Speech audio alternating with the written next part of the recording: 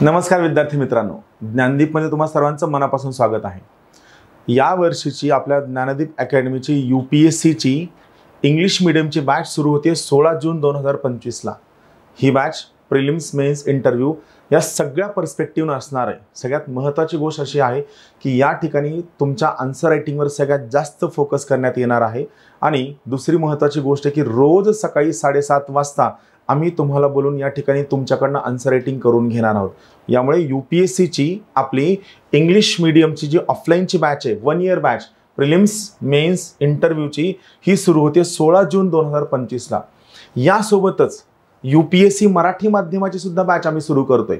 हो, आम्ही मागच्या 3 वर्षांपासून UPSC मराठी माध्यमाची बॅच घेतोय आणि महत्त्वाची गोष्ट आम्ही UPSC मराठी माध्यमाच्या बॅचच्या मुलांना MPSC मध्ये क्लब करून बसवत नाही। UPSC बॅच कंप्लीट वेगळी असते, MPSC बॅच कंप्लीटली वेगळी असते। यामुळे UPSC मराठी माध्यमाची जी आपली बॅच आहे ही सुरू होते 23 जून 2025 ला। दोन्ही बॅचेस पुण्यामध्ये असणार आहेत। दोन्ही बॅचेसमध्ये प्रिलिम्स मेन्स इंटरव्ह्यू सेम शिकवलं जाईल आणि सगळ्यात महत्त्वाची गोष्ट दोन्ही बॅचेसमध्ये सकाळी 7:30 वाजता आन्सर रायटिंगचा समर्पणचा प्रोग्राम सुद्धा असणार आहे। पण यासोबतच जे विद्यार्थी पुण्यात येऊ शकत नाहीत, ज्यांना अडचणी आहेत, ज्यांना डिफिकल्टीज आहेत, तर त्या सगळ्या विद्यार्थ्यांसाठी आम्ही ऑनलाईन बॅचेस सुद्धा सुरू करत आहोत। UPSCची ऑनलाईनची इंग्लिश माध्यमाची बॅच, UPSCची ऑनलाईनची मराठी मीडियमची बॅच दोन्ही आम्ही सुरू करत आहोत। त्यांच्या डेट तुम्हाला सांगतो। UPSC इंग्लिशची आमची जी ऑनलाईनची बॅच आहे, UPSC इंग्लिश मीडियमची ऑनलाईनची बॅच आहे, ही सुरू होते 16 जूनला। डेट लक्षात घ्या किती आहे, 16 जून याची डेट आहे ऑनलाईनची। आणि महत्त्वाची गोष्ट याची फीस आहे फक्त 60,000 रुपये। आणि ही जी फीस आहे ही फीस तुम्ही प्रत्येक महिन्याला 12,000 असं तुम्ही 5 टप्प्यांमध्ये पे करू शकता। प्रत्येक महिन्याला 12,000 असं 5 महिने तुम्ही पे करू शकता। UPSC इंग्लिश मीडियमची ऑनलाईनची बॅच आपली सुरू होती 16 जूनला। यासोबतच UPSCची आम्ही मराठी मीडियमची सुद्धा बॅच सुरू करतोय आणि ऑनलाईनची बॅच UPSCची मराठी मीडियमची ऑनलाईनची जी बॅच आहे ही सुरू होते 10 जूनला। डेट लक्षात घ्या, UPSC ऑनलाईनची मराठी मीडियमची बॅच सुरू होते 10 जूनला। याची फीस आहे 60,000 रुपये आणि ही फीस तुम्ही प्रत्येक महिन्याला 12,000 रुपये असं 5 महिने पे करू शकता। लक्षात घ्या, हा सगळ्यात मेन ॲडव्हान्टेज आहे। यामध्ये सुद्धा तुम्हाला ऑनलाईन आन्सर रायटिंग घेतलं जाईल। तुम्हाला एका पोर्टलला तुमचं आन्सर सबमिट करायचंय, रोज तुमचं एक उत्तर इव्हॅल्युएट करून देणारी ऑनलाईनला ही ज्ञानदीप अकॅडमीची एकमेव बॅच आहे, ज्यात सगळ्यात मेन फोकस असणार आहे आन्सर रायटिंगवरती। पण फक्त आन्सर रायटिंग नव्हे, त्याचं इव्हॅल्युएशन सुद्धा ज्ञानदीप अकॅडमी तुम्हाला करून देणार आहे। तुम्हाला सर्वांचं ज्ञानदीपमध्ये मनापासून स्वागत आहे। आता आपण अंडरस्टँड करूया की आपण या सगळ्या बॅचेसला कोणत्या पद्धतीने जाणार आहोत आणि सगळ्यात महत्त्वाची गोष्ट तुम्ही वर्षभराची तुमची तयारी बेसिक पासून कोणत्या पद्धतीने करावी। 12वीच्या परीक्षा संपल्यात, ग्रॅज्युएशनच्या परीक्षा सुरू आहेत, सेमिस्टर एक्झामिनेशन असेल, प्रॅक्टिकल असेल, सगळ्या गोष्टी संपतायत आणि या सगळ्या विद्यार्थी मित्रांमधला एक खूप मोठा क्राऊड आहे ज्याला सिव्हिल सर्व्हिसेस करायचं आहे, IAS व्हायचं आहे, बरोबर आहे की नाही? आणि मग महत्त्वाचा प्रश्न हा आहे की सर आम्हाला IAS व्हायचं मान्य, पण करायचं कसं याबाबत माहीत नाही, नेमकं काय चुकतंय काय बरं कुणी सांगणारं नाहीये। आम्ही गावाकडे राहतो, कोचिंग क्लास लावणं शक्य नाहीये किंवा जरी कोचिंग क्लास लावला तरी हा क्लिअर गायडन्स कळत नाही की नेमकं काय वाचावं, कुठून सुरुवात करावी, काय चुका आहेत, काय लूप होल्स आहेत, काय ड्रॉबॅक्स आहेत, कुठं काय चुकतं। तर यामुळे या सगळ्या ठिकाणी मी तुम्हाला तुमच्या प्रश्नाचं उत्तर सोडविण्यासाठी आलेलो आहे, ते पण प्रॅक्टिकल भाषेमध्ये। आणि ते पण मी प्रत्येक मुद्द्याला टच करणार आहे, थोड्या थोड्या भागात सांगणार आहे की नेमकं तुमचं चुकतं कुठं, तुम्ही काय करायला हवं, तुम्ही काय टाळायला हवं। तर मित्रांनो, चला सुरू करूया आपल्या पहिल्या महत्त्वाच्या स्लाईडपासून। महत्त्वाची स्लाईड ही आहे, हे IAS आहे, इंडियन ॲडमिनिस्ट्रेटिव्ह सर्व्हिस, ज्यामधनं तुम्ही परीक्षा पास होता। पहिला महत्त्वाचा मुद्दा सांगतो की तुम्ही खूपदा विचारता कशाची तयारी करतो, तर लोक सांगतात मी UPSCची तयारी करतो। तर लक्षात घ्या, तुम्ही UPSCची तयारी करत नसता, तुम्ही सिव्हिल सर्व्हिसेसची तयारी करत असता। हा पहिला बेसिक डिफरन्स खास करून पॅरेंटनी लक्षात घ्या, कारण काय आहे की आपल्याला हे माहीतच नाहीये। तर लक्षात घ्या, तुम्ही UPSCची तयारी करत नसता। UPSC काय आहे, तर UPSC हे सिव्हिल सर्व्हिसेसची परीक्षा कंडक्ट करणारं एक महत्त्वाचं कमिशन आहे, ज्याला आपण म्हणतो union public service commission, UPSC। आणि ही UPSC तुमच्यासाठी परीक्षा कंडक्ट करते, ज्याचं नाव आहे सिव्हिल सर्व्हिसेस एक्झामिनेशन। तुम्ही ज्यावेळी UPSC ने दिलेलं नोटिफिकेशन पाहता तेव्हा ते देताना सुद्धा कसं देतात, CSP, सिव्हिल सर्व्हिस प्रिलिमिनरी एक्झामिनेशनचं नोटिफिकेशन. त्या मेन्सचं नोटिफिकेशन देताना असतं CSM, म्हणजे काय, सिव्हिल सर्व्हिसेस मेन्स एक्झामिनेशन असं नोटिफिकेशन असेल, लक्षात घ्या. तर आज हा आपला डाऊट क्लिअर करूया की UPSC नावाचं एक कमिशन आहे, एक आयोग आहे आणि हा आयोग काय करतो, सिव्हिल सर्व्हिसेस नावाची परीक्षा घेतो. या सिव्हिल सर्व्हिसेस नावाच्या परीक्षेच्या मार्फत दोन प्रकारच्या सर्व्हिसेसची निवड केली जाते. पहिली सर्व्हिसेस आहे ज्याला आपण म्हणतो AIS, म्हणजे all India services, Akhil Bharatiya सेवा. ऑल इंडिया सर्व्हिसेस मध्ये 3 सर्व्हिसेस आहेत. IAS म्हणजे Indian administrative service, collector. IPS Indian police service म्हणजे SP. तिसरा आहे IFOS म्हणजे इंडियन फॉरेस्ट सर्व्हिस, भारतीय वनसेवा. या तीनही सर्व्हिसेसला आपण म्हणायचं ऑल इंडिया सर्व्हिसेस. आणि दुसरं आहे सेंट्रल सर्व्हिसेस, ज्यामध्ये काय येतं, Indian revenue service, income tax, Indian revenue service, customs and excise. तुम्ही रेड मूवी पाहिला असेल बघा, रेड. तर त्यामध्ये तो इन्कम टॅक्स रेट टाकणारा कोण असतो, अजय देवगण असतो. किंवा Indian audit and account service, Indian corporate law service, Indian trade service, Indian information service. यासारख्या खूप सगळ्या परीक्षा आहेत, की खूप सगळी पदं आहेत ज्यांची भरती या सिव्हिल सर्व्हिसेस एक्झामिनेशन मधनं केली जाते. चला मग आपण शिकूया की नेमकी तयारी कशी करायची.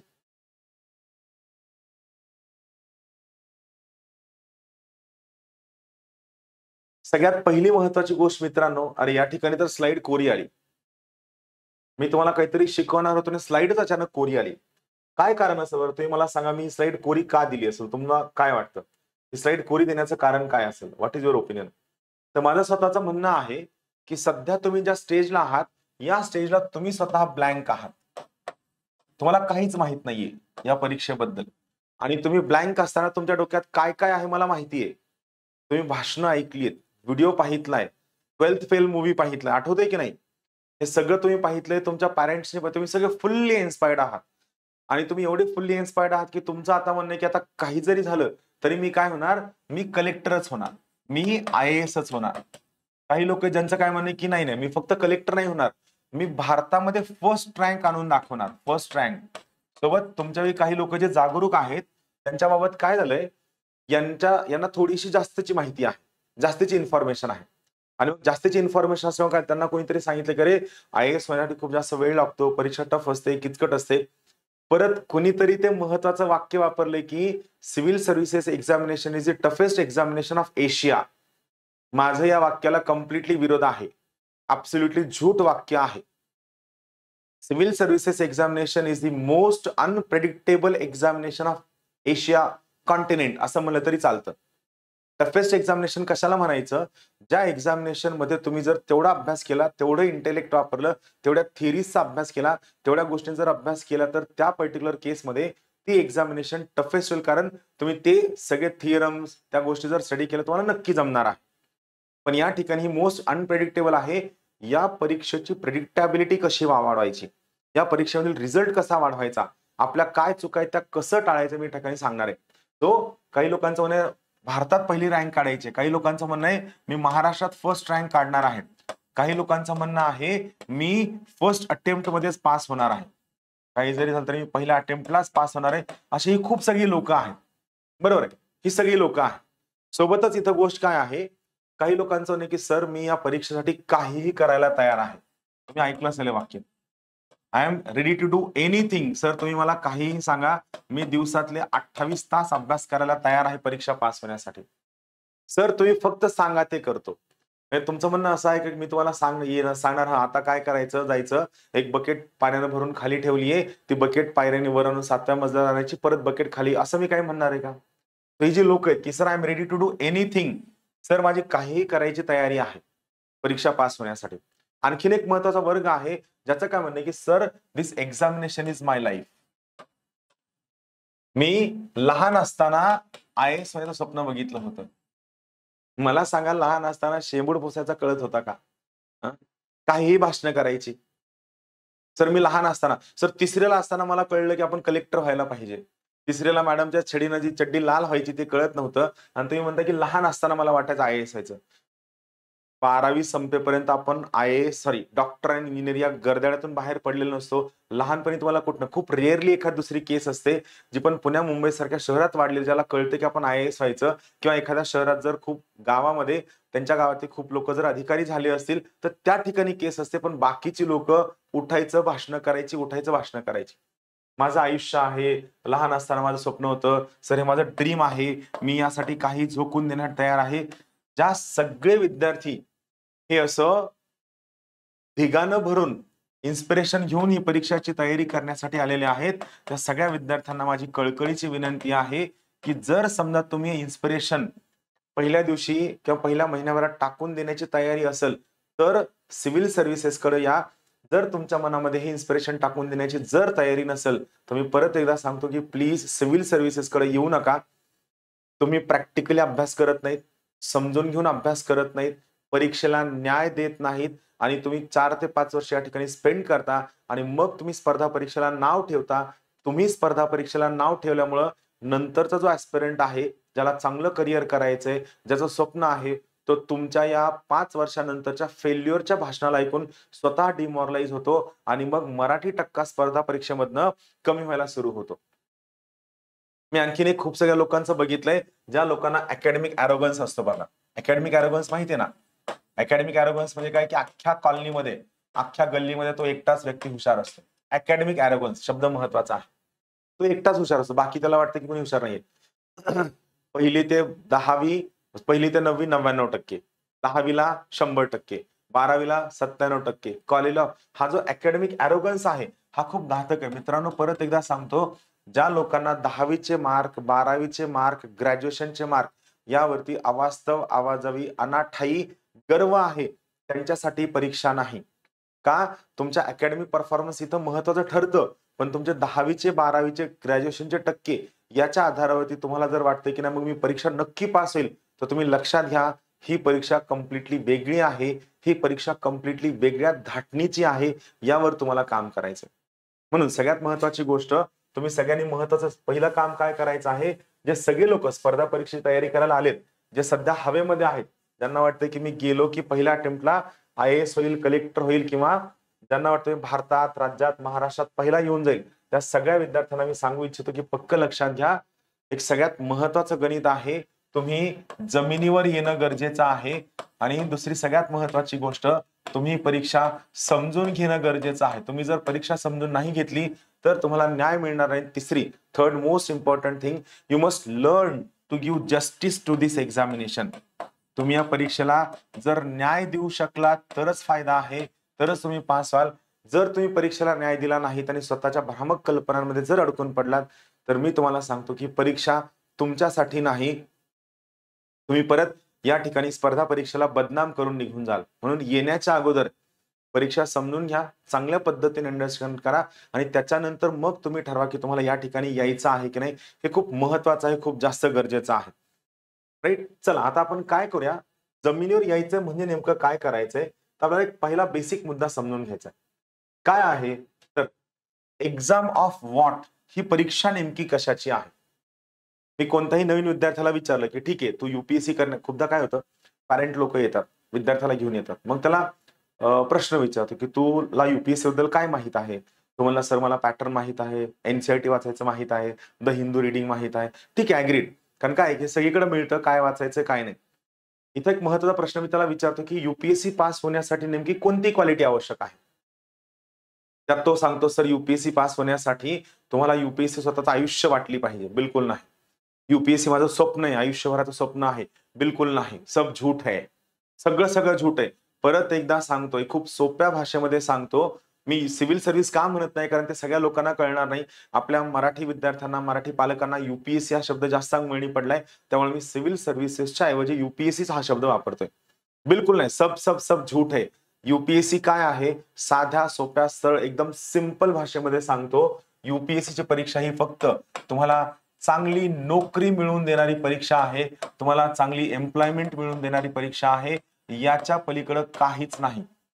जो कोणता विद्यार्थी या परीक्षेमध्ये प्रिपरेशन करताना मला खूप चांगली नोकरी मिळणार आहे, जॉब मिळणार आहे, या पर्स्पेक्टिव्हने तयारी करेल. तुम्ही करता की नाही, CETचं प्रिपरेशन करता, गेटचं प्रिपरेशन करता, स्टाफ सिलेक्शन कमिशनचं प्रिपरेशन करता, तुम्ही सगळ्या बँकिंगचं तयारी करता. का करता? तुम्ही कधी कोणी म्हणता की सर बँकेत पीओ होणं माझं आयुष्य आहे, माझं स्वप्न आहे, माझी जान आहे, असं म्हणता का तुम्ही? नाही म्हणत. तुम्ही काय म्हणता? एक चांगली बँकेत नोकरी लागावी. सेम आहे. परत एकदा सांगतो, ची परीक्षा देणं सुद्धा सेम आहे. यामध्ये 1% सुद्धा फरक नाहीये. ची परीक्षा देणं एकदम सोप्या भाषेमध्ये काय, एक खूप चांगली नोकरी, खूप चांगली एम्प्लॉयमेंट मिळण्याचं हे साधन आहे. मग मला सांगा, नोकरी मिळण्यासाठी काय करावं लागतं? तर महत्वाची गोष्ट, परीक्षा द्यावी लागते. मग परीक्षा देण्यासाठी काय महत्वाचं आहे? तर परीक्षा देण्यासाठी तुम्हाला सिलेबस माहीत असणं गरजेचं आहे, प्रश्नपत्रिका माहीत असणं गरजेचं आहे, रेफरन्स मटेरियल माहीत असणं गरजेचं आहे, अभ्यास करण्याची तयारी पाहिजे. त्याच्या अगोदर तुम्ही जे सगळे विद्यार्थी जे तुम्ही डोक्यात घेऊन आला की परीक्षा नेमकी कशाची आहे, सगळ्या बाल गोपाळ मित्रांना सांगू इच्छितो, 12वी झालेले किंवा जे विद्यार्थी आणखीन एक ग्रॅज्युएशन संपलंय पण त्या ऑराच्या बाहेर आलेले नाहीयेत. कोणता ऑरा? मी माझी अख्खी डिग्री वन नाईट फाईट मध्ये काढली. या कौतुकाच्या बाहेर न आलेल्या सगळ्या विद्यार्थ्यांना सांगतो की जे तुमचं मत आहे यूपीएससी परीक्षा काय कशाबद्दल आहे, क्वालिटीज बद्दल आहे, पॅशन आहे माझं, डेडिकेशन, सोशल वर्क, मला समाजाला बदलवायचं आहे. हा एक मोठा वर्ग आहे समाजाला बदलवायला निघलेला. या लोकांपासून वाचून राहायचं. ही लोक समाजाला बदलवता बदलवता किंवा मेसवाल्यासोबत, ऑटोवाल्यासोबत भांडून किंवा स्पर्धा परीक्षा सोडून निघून जातात, यांची गॅरंटी नाही. समाजाला बदलवायला निघलेली ही सगळी लोक अगोदर स्वतःमध्ये तर बदल घडवू शकत नाही. तुम्ही समाजाला बदलवायला निघाला तर त्यासाठी ची परीक्षा देण्यापेक्षा आणखीन एवढे सगळे चांगले उपाय आहेत, त्यावर आपण नंतर बोलू. यूपीएससी समाजाला बदलवायचं आहे, मला जगामध्ये बदल करायचा आहे, मला सिस्टीम चेंज करायची आहे. हा एक मोठा वर्ग की मी सिस्टीम चेंज करणार आहे, मला सिस्टीम चेंज करायला आलोय. मी विचारलं की स्पर्धा परीक्षा का करायची, IAS का व्हायचंय, तर मला सिस्टीम चेंज करायची. Don't be into that category. System change करणं एवढं सोपं नाहीये. सिस्टीम चेंज होऊ शकते but it is a gradual incremental process. किंवा काही लोकांना IAS झाल्यानंतर, IPS झाल्यानंतर जो हिरोइझम अनुभवायचा आहे त्या हिरोइझम साठी येत आहेत. सगळ्या लोकांना सांगतो परत एकदा, ही जी परीक्षा आहे ही परीक्षा या सगळ्या गोष्टींची बिलकुल नाहीये. ची परीक्षा या सगळ्या गोष्टींची ऍब्सोल्युटली नाहीये. हे डोक्यातून काढून टाकायचं, ऍब्सोल्युटली डोक्यातून काढायचं. जर परीक्षा लवकर पास व्हायचं असेल तर, जर परीक्षा कोणत्याही स्ट्रेस विना पास व्हायचं असेल तर, जर परीक्षा कोणत्याही ताणतणावाविना पास व्हायचं असेल तर, आणि प्रॅक्टिकली परीक्षेला समजून घेऊन जर अभ्यास करायचा असेल तर लक्षात घ्या, ह्या सगळ्या माझ्या भाषेमध्ये काय आहेत, या सगळ्याच्या सगळ्या गाव गप्पा आहेत. आणि या गाव गप्पांना यूपीएससी मध्ये काही अर्थ नाही. कारण तुम्ही गाव गप्पा करत बसता. उत्तरेकडची पोरं, साऊथ इंडियामधली पोरं येतात, प्रॅक्टिकली अभ्यास करतात, ग्रॅज्युएशन मध्ये अभ्यासाची सवय असते, इंग्लिश चांगली असते, लँग्वेजवर ऍडव्हान्टेज असतो. यामुळं ही उत्तर भारतातील लोक ज्यांना हिंदी मीडियम मध्ये चांगले मार्क्स पडतात, दक्षिण भारतातील लोक ज्यांना इंग्लिश मीडियम मध्ये खूप चांगले मार्क्स पडतात, ही पटकन पास होतात. आणि दरवर्षी आपण एक ओरड चालू ठेवतो की या वर्षी पण मराठी टक्का कमी का झाला. दरवर्षीची ओरड की या वर्षी पण आपला मराठी टक्का कमी का झाला. मराठी टक्का का कमी झाला? तर सोप्या भाषेमध्ये सांगतो, मराठी मुलं यूपीएससीच्या परीक्षेला न्याय देऊ शकले नाही, यामुळे मराठी टक्का कमी झाला. मराठी मुलांना यूपीएससीची परीक्षा काय आहे हे शेवटपर्यंत कळलं नाही. मराठी मुलांनी कंटिन्यू अभ्यास करताना त्यांना काय वाटतं हे नजरेसमोर ठेवून अभ्यास केलं, अकॅडमिक ॲरोगन्सच्या आहारी जाऊन अभ्यास केलं. यांनी स्पर्धा परीक्षेला कधीही न्याय दिला नाही, यांनी कधी परीक्षेसाठी एक टाइम फ्रेम ठेवली नाही. आणि या सगळ्या लोकांनी जाऊन ओल्ड राजेंद्र नगर आणि मुखर्जी नगर मध्ये एवढी गर्दी करून ठेवली आहे की त्या ठिकाणी पोहे मराठी मिळतात, मेस मराठी आहेत, अभ्यासिका मराठी आहेत, हे सगळंच्या सगळं त्या ठिकाणी मराठी आहे. आणि सगळ्यात मेन रिझन आहे की why we fail in this examination. म्हणून लक्षात घ्या, जर यूपीएससीची परीक्षा पास व्हायची असेल तर तुम्हाला या परीक्षेला न्याय देता यायला हवा. न्याय देता यायला म्हणजे काय, तुम्हाला हे क्लिअर करावं लागेल की यूपीएससीची फक्त माझी नोकरीसाठीची परीक्षा आहे, एक एम्प्लॉयमेंट आहे, आणि याला एक सिलेबस आहे, प्रश्नपत्रिका आहेत, आणि या सगळ्या गोष्टी आहेत. मग ठीक आहे, हे आम्हाला सगळे लोक सांगतील की सर तुम्ही नवीन काय सांगणार आहेत, तुम्ही काय वेगळं सांगणार आहेत, तुमच्याकडे वेगळं काय आहे, तुम्ही आम्हाला गायडन्स करण्यासाठी आलेला आहात का आम्हाला डिमॉरलाइज करण्यासाठी आला, हा प्रश्न तुम्हाला पडू शकतो.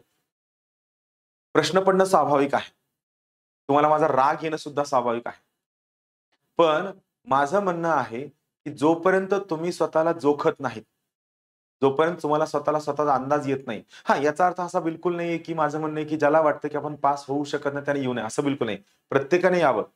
प्रत्येकाने स्वतःच्या स्वप्नांना बळ देण्यासाठी प्रत्येक प्रयत्न करावा, काही हरकत नाही. पण हा प्रयत्न करताना स्वप्नांना बळ देणं हे प्रॅक्टिकल असावं, रॅशनल असावं, शाश्वत असावं आणि सगळ्यात महत्त्वाची गोष्ट त्यातनं आपल्याला हवा तो योग्य डिझायर्ड रिझल्ट मिळतो का पाहणं गरजेचं आहे. जर तुम्ही आपल्याला काय डिझायर्ड रिझल्ट मिळतोय हे न पाहता जर तुम्ही प्रिपरेशन करत बसलात, then you will end up in a very big frustration. त्यावर काम करायचंय. पहिल्यापासून जर काम केलं तर मी प्रॅक्टिकली आणि पर्सनली सांगतो की तुम्हाला रिझल्ट नक्की मिळेल. तुम्हाला नुकसान होणार नाही. चला आपण पाहूया ही परीक्षा काय, या परीक्षेला आपण का फेल होतो, आपण न्याय देऊ शकत नाही. मग या जर गोष्टी नसतील सिव्हिल सर्व्हिस मध्ये तर मग UPSC ची परीक्षा नेमकी आहे कशाची? माझे थोडेसे परखड मतं आहेत. माईट बी तुम्हाला पटणार नाहीत, पण पटले नाही तरी काय हरकत नाही. मला फरक पडत नाही. मला जे सांगायचं ते मी प्रॅक्टिकली सांगणार आहे. जे सिन्सिअर आहेत, जेन्युइन आहेत, त्यांनी इथे नक्की तयारी करावी. आणि ज्या विद्यार्थ्यांना फक्त हवा भाषणं, गावगप्पा ऐकून यायचंय, त्यांनी इथे येऊन स्पर्धा परीक्षेला बदनाम करता कामा नये, हे माझं प्रामाणिकपणे मत आहे. चला, सगळ्यात पहिली महत्वाची गोष्ट, UPSC कशाची परीक्षा आहे? एकदम सोप्या भाषेमध्ये सांगतो, UPSC is an examination of answer writing. पक्क लक्षात घ्या. सगळ्यात पहिला डायमेन्शन तुम्हाला सांगतो, UPSC कशाची परीक्षा आहे? आन्सर रायटिंगची परीक्षा आहे. कशावरून आन्सर रायटिंगची परीक्षा आहे? तर सोप्या भाषेमध्ये सांगतो. तुम्ही कुठनं आलाय? तुमचं ग्रॅज्युएशन काय आहे? तुमचं कोणतं कॉलेज आहे? तुम्ही डिग्रीचा अभ्यास एका रात्रीत केला का 4 महिन्यात केला? का तुम्ही पुस्तकं वाचली? का तुम्ही वाचन केलंय का? या सगळ्या गोष्टींबद्दल UPSC ला काहीही माहीत नसतं. आपल्याकडे शाळेत असताना एक कन्सेप्ट असतो बघा. प्रत्येक शाळेमध्ये एक शिक्षकाचा आणि एका मॅडमचा एक अत्यंत फेव्हरेट विद्यार्थी असतो. आणि आपण काय म्हणतो की हा काही नाही, मॅडमचा खूप जवळचा विद्यार्थी आहे आणि मॅडम किंवा सर याला मार्क देताना याचं तोंड बघून मार्क्स देतात. तुम्ही तो कन्सेप्ट ऐकला असेल ना, तोंड बघून मार्क्स मिळणं. गावचा, जवळचा, ओळखीतला, पाहुण्यातला, पाणी आणून देणारा, चहा आणून देणारा, मॅडमची पर्स, सरांची बॅग नेऊन ठेवणारा, घरची कामं, हा काय असतो? हा अत्यंत जवळचा विद्यार्थी असून त्याला काय होतं, आपण म्हणतो की याला का मार्क्स चांगले पडतात? तोंड बघून मार्क्स पडतात. तर या परीक्षेमध्ये तुमचं तोंड बघून मार्क्स पडणार नाहीयेत. परत एकदा सांगतो. या परीक्षेमध्ये तुम्हाला 10वीला, 12वीला, ग्रॅज्युएशनला किती मार्क्स होते याच्या आधारावर, इव्हन 10वी, 12वी ग्रॅज्युएशनच्या मार्काच्या आधारावर तुम्हाला वाटतं की इंटरव्ह्यूला मला चांगले मार्क्स पडतील? ॲब्सोल्युटली नाही. खूप मोठा भ्रम आहे तुमचा. तुम्हाला UPSC इंटरव्ह्यूमध्ये जर चांगलं परफॉर्म केलं तरच मार्क्स पडतील, अदरवाईज तुम्हाला मार्क्स सुद्धा चांगले पडणार नाहीत. मग मार्क कसे पडायला हवे तर लक्षात घ्या. सगळ्यात महत्वाचं आहे आन्सर रायटिंग. UPSC ची परीक्षा जर क्लिअर व्हायचं असेल तर तुमची फुल खूप जास्त आन्सर रायटिंगची तयारी असायला हवी. आन्सर रायटिंगची तयारी असणं खूप जास्त मस्ट आहे. याला पर्याय नाहीये. आम्ही ज्यावेळेस ज्ञानदीप अकॅडमीमध्ये UPSC ची बॅच घेतो, तर UPSCच्या बॅचमध्ये आम्ही काय करतो, एक 15 दिवस टीचिंग झाल्यानंतर रोज सकाळी, नॉर्मली आमची UPSC ची बॅच काय असते, सकाळी 8:30 वाजता सुरू होते. आम्ही काय करतो, रोज सकाळी 7:15 वाजता आन्सर रायटिंग सुरू करतो. सॉरी 7:30 वाजता आन्सर रायटिंग सुरू करतो. सकाळी 7:30 वाजता आन्सर रायटिंग सुरू करायची. 7:30 ते 8:15 पर्यंत आन्सर लिहून घ्यायचं. त्यानंतर मुलाने लेक्चरला बसायचं. रोज न चुकता तुमची बॅचचा मेन्सचा सिलेबस संपेपर्यंत रोज सकाळी 7:15 ते 8:15 पर्यंत आम्ही डेली आन्सर रायटिंग घेतो. याला आम्ही नाव देतो समर्पण. आमच्या बॅच मधला जो प्रोग्राम आहे याला आम्ही नाव देतो समर्पण नावाचा प्रोग्राम आहे, ज्यामध्ये रोजच्या रोज न चुकता आम्ही आन्सर रायटिंग करून घेतो. असा एकही दिवस नसतो ज्या दिवशी आन्सर रायटिंगला खाडा असतो. कारण आन्सर रायटिंग शिवाय तुम्ही परीक्षा पास होणार नाही. आणि सगळ्यात महत्वाची गोष्ट, तुमचं काय पर्सनॅलिटी आहे यापेक्षा जो पेपर इव्हॅल्युएटर आहे, जो तुमच्या पेपरला पुढं इंटरव्ह्यूसाठी क्वालिफाय करणार आहे, त्या पेपर इव्हॅल्युएटर मध्ये आणि तुमच्यामध्ये असणारा सगळ्यात मेन दुवा आहे तुमची आन्सर शीट. म्हणून सगळ्यात महत्वाची गोष्ट लक्षात घ्या, परीक्षेला न्याय देणं म्हणजे काय? आन्सर रायटिंगला न्याय देणं. UPSC ला जस्टिस देणं म्हणजे काय? की आन्सर रायटिंगला जस्टिस देणं. जर तुम्ही आन्सर रायटिंगला जस्टिस दिलं तर तुम्ही UPSC क्लिअर व्हाल.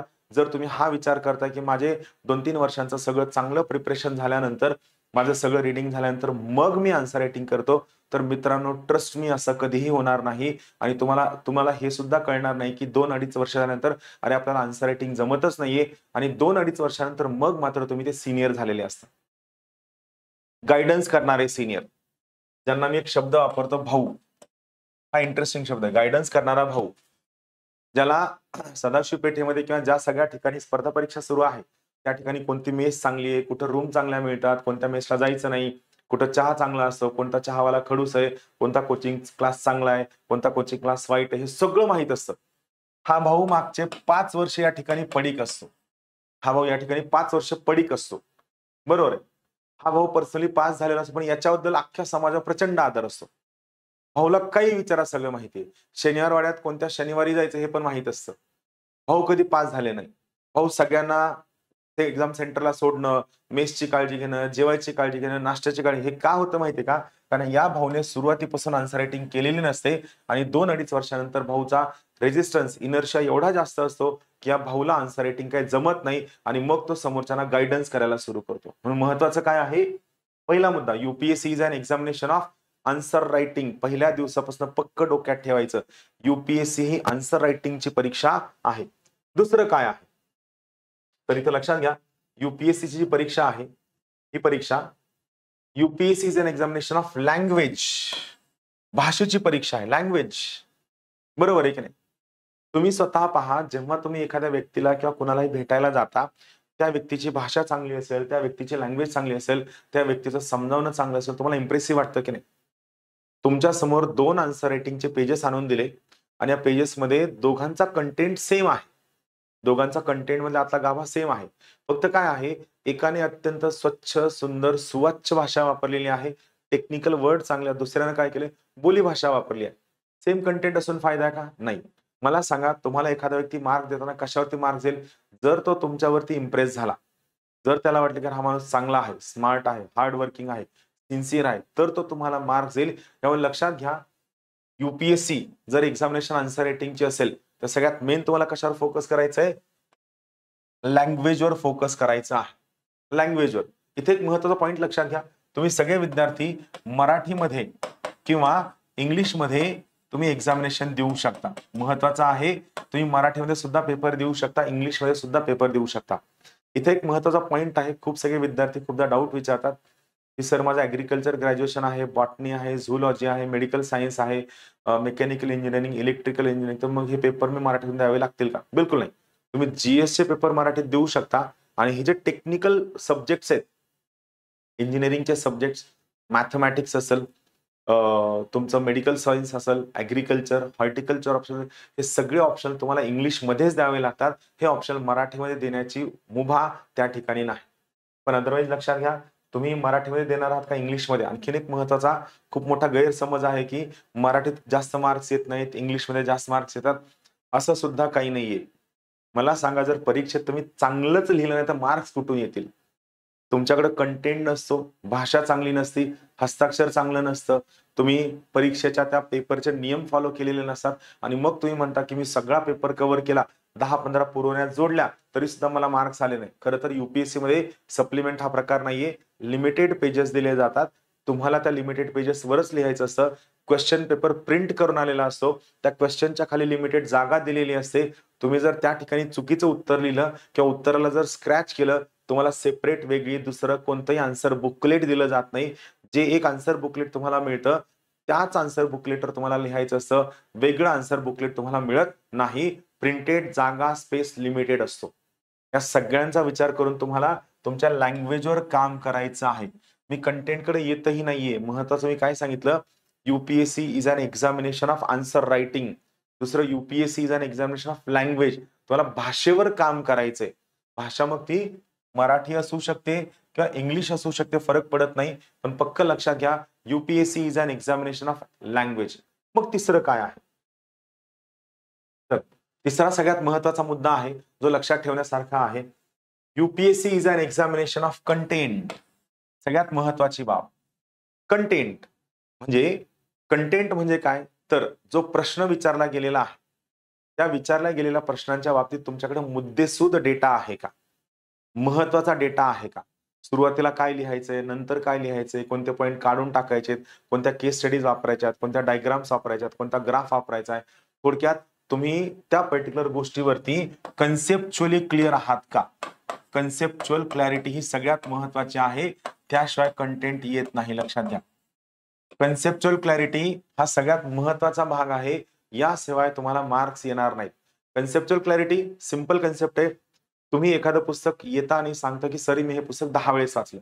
तू 10 वेळेस वाचले, पण जर तुझा कन्सेप्ट क्लिअर नसेल, तर तू त्या ठिकाणी उत्तर लिहूच शकणार नाही. ही परीक्षा ऑब्जेक्टिव्हची, असं गोल करण्याची नाहीये. कारण गोल करण्यामध्ये कसं असतं, की त्या ठिकाणी तुमच्यासमोर पर्याय दिलेला असतो. या ठिकाणी पर्याय दिलेला नाहीये. तुम्हाला गोष्टी लक्षात ठेवायच्यात, तुम्हाला मगअप करायच्यात, पाठांतर करायचंय आणि मग जर तुम्हाला या गोष्टींचं मगअप करायचंय, पाठांतर करायचं, लक्षात ठेवायचंय, तर त्या केसमध्ये हे कंपल्सरी आहे, की तुम्हाला कन्सेप्ट क्लिअर असायला हवा. जर तुमचा कन्सेप्ट क्लिअर नसेल, तर लक्षात घ्या, गोष्टी लक्षात राहत नाहीत. सिलेबस एवढा वास्ट आहे, की तुम्ही किती पाठांतर करावं यावर पक्क लिमिटेशन आहे. या सगळ्या मेन कारणांमुळे परत एकदा सांगतो, लक्षात घ्या, UPSC is an examination of content. Answer writing, language, content. Content म्हणजेच काय? तुमच्याकडे कन्सेप्ट खूप जास्त क्लिअर असायला हवे. एखादा टॉपिक वाचायला, काही वाचायला वेळ लागला तरी हरकत नाही, पण तुम्ही त्या पर्टिक्युलर ठिकाणी कन्सेप्च्युअल क्लॅरिटी करण्याकडे सगळ्यात जास्त भर द्यायला हवा. त्यानंतर UPSC is an examination of honesty, प्रामाणिकपणा. याचा अर्थ काय? खूप सगळे लोक येतात, सांगतात, सर मी दिवसाला 12 तास अभ्यास करतो, 15 तास अभ्यास करतो, 18 तास अभ्यास करतो. मान्य आहे, तू खूप तास अभ्यास करतो, मग तुझा रिझल्ट का येत नाही? कारण काय आहे? कारण हे आहे, की तू त्या ठिकाणी ऑनेस्टली अभ्यास करत नाही. ऑनेस्टली अभ्यास करत नाही म्हणजे काय? 6 तास वाचून झाले, डोक्यात जाणं बंद झालंय, पण तरी कुणीतरी सांगितलं, की 18 तास अभ्यास करायचा, म्हणून तू त्या ठिकाणी कंटिन्यू बसू नये. Don't do this. एखादा कन्सेप्ट नाही कळलाय, पण तरी तू म्हणतो, की माझा तो टॉपिक वाचून झालाय. Don't do this. रोज न चुकता कमीत कमी 8 ते 12 तास अभ्यास करावा लागतो. या अभ्यासाचं क्वांटिफिकेशन व्हायला हवं. यासाठी एखादा चार्ट तुम्ही बनवायला हवा. या चार्टवर तुम्ही सगळ्या गोष्टी मांडायला हव्या. का? कारण तुमचं कॉम्पिटिशन प्रत्येक स्टेट टॉपर सोबत आहे, इंजिनिअरिंगच्या टॉपर सोबत आहे, मेडिकलच्या टॉपर सोबत आहे, खूप चांगलं लिखाणकाम असणाऱ्या लोकांसोबत आहे. आणि अशा केसमध्ये कुणीतरी आपल्याला चांगलं म्हणावं म्हणून अभ्यास करणारी लोक आणि मला खरंच चांगली तयारी करायची म्हणून अभ्यास करणारी लोक, यामध्ये फरक आहे. म्हणून इथं पक्की गोष्ट लक्षात घ्या, तुम्हाला ऑनेस्ट असावं लागेल. पण ही ऑनेस्टी कोणासोबत असणं गरजेचं आहे? पक्क लक्षात घ्या, ही सेल्फ ऑनेस्टी आहे. तुम्हाला कुणाला दाखवण्याची ऑनेस्टी नाहीये. यूपीएससी जर क्लिअर व्हायची असेल, तर तुम्हाला स्वतःसोबत ऑनेस्ट राहावं लागणार आहे. आणि लक्षात घ्या, स्वतःसोबत ऑनेस्ट राहण्यासाठी सगळ्यात महत्वाचा गुण आहे, तो आहे डिसिप्लिन. कितीही कंटाळा आला तरी सुद्धा ती पर्टिक्युलर गोष्ट वाचणं, कितीही बोर झालं तरी संडेला सकाळी येऊन अभ्यासिकेत येऊन बसणं, कितीही चांगलं फंक्शन आहे, कितीही चांगलं वाटलं, पण रात्री माझं रीडिंगचं बाकी आहे, खूप चांगलं मेसमध्ये जेवायला आहे, तरी सुद्धा कंट्रोल करून मेसमधलं जेवण कमी करून रात्री जाऊन आपला उरलेला टॉपिक कव्हर करणं, याला मी डिसिप्लिन म्हणल. लक्षात घ्या, जोपर्यंत तुम्ही डिसिप्लिन नाहीयेत, तोपर्यंत तुम्ही ऑनेस्ट नाहीयेत. आणि तुम्हाला जी गोष्ट आवडते, ती आवडणारी गोष्ट करायला टाळणं, का तर तुम्हाला उद्या मिळणारं गोल, तुम्हाला मिळणारं बेनिफिट खूप मोठं आहे, याला मी डिसिप्लिन म्हणेन. परत एकदा सांगतो, लक्ष देऊ नका. जी गोष्ट तुम्हाला खूप जास्त आवडते, खूप जास्त करायला आवडते, ती पर्टिक्युलर गोष्ट टाळून ज्या गोष्टीमुळे उद्या आपल्याला बेनिफिट मिळणार आहे, ती गोष्ट करणं म्हणजे सॅक्रिफाईस करणं, याला मी डिसिप्लिन म्हणेल. लक्षात घ्या, डिसिप्लिन आणि सॅक्रिफाईस या ज्या दोन गोष्टी आहेत, या दोन गोष्टी तुम्हाला 100% ऑनेस्ट करतील आणि या दोन गोष्टी तुम्हाला फॉर शुअरली यूपीएससी क्लिअर करण्यासाठी सगळ्यात जास्त मदत करतील. ऑनेस्टी पॅरेंट सोबत नसते, ऑनेस्टी मित्रांसोबत नसते, मैत्रिणीसोबत नसते, शिक्षकांसोबत नसते. यूपीएससी ची ऑनेस्टी तुम्हाला स्वतःसोबत दाखवणं सगळ्यात जास्त गरजेचं आहे. सेल्फ ऑनेस्टी हा सगळ्यात क्रुशियल पार्ट आहे. जर तुम्ही स्वतःसोबत जर ऑनेस्ट नसाल, तर परत सांगतो, की तुम्ही इथे येऊन स्वतःचे 4 ते 5 आयुष्यातील क्रीम वर्ष वाया घालवणार आहात. त्यानंतर यूपीएससी कशाची परीक्षा आहे? तर लक्षात घ्या, UPSC is an examination of value addition. Value addition म्हणजे नेमकं काय? खूप साधा सिंपल कन्सेप्ट आहे. लक्षात घ्या, दरवर्षी 1000च्या आसपास जागा असतात. अराउंड या 1000 जागांसाठी जवळपास 3,500-4,000 लोक इंटरव्ह्यूला क्वालिफाय केले जातात. मग ही 4,500 लोक सगळे सेम लेवलला असतात.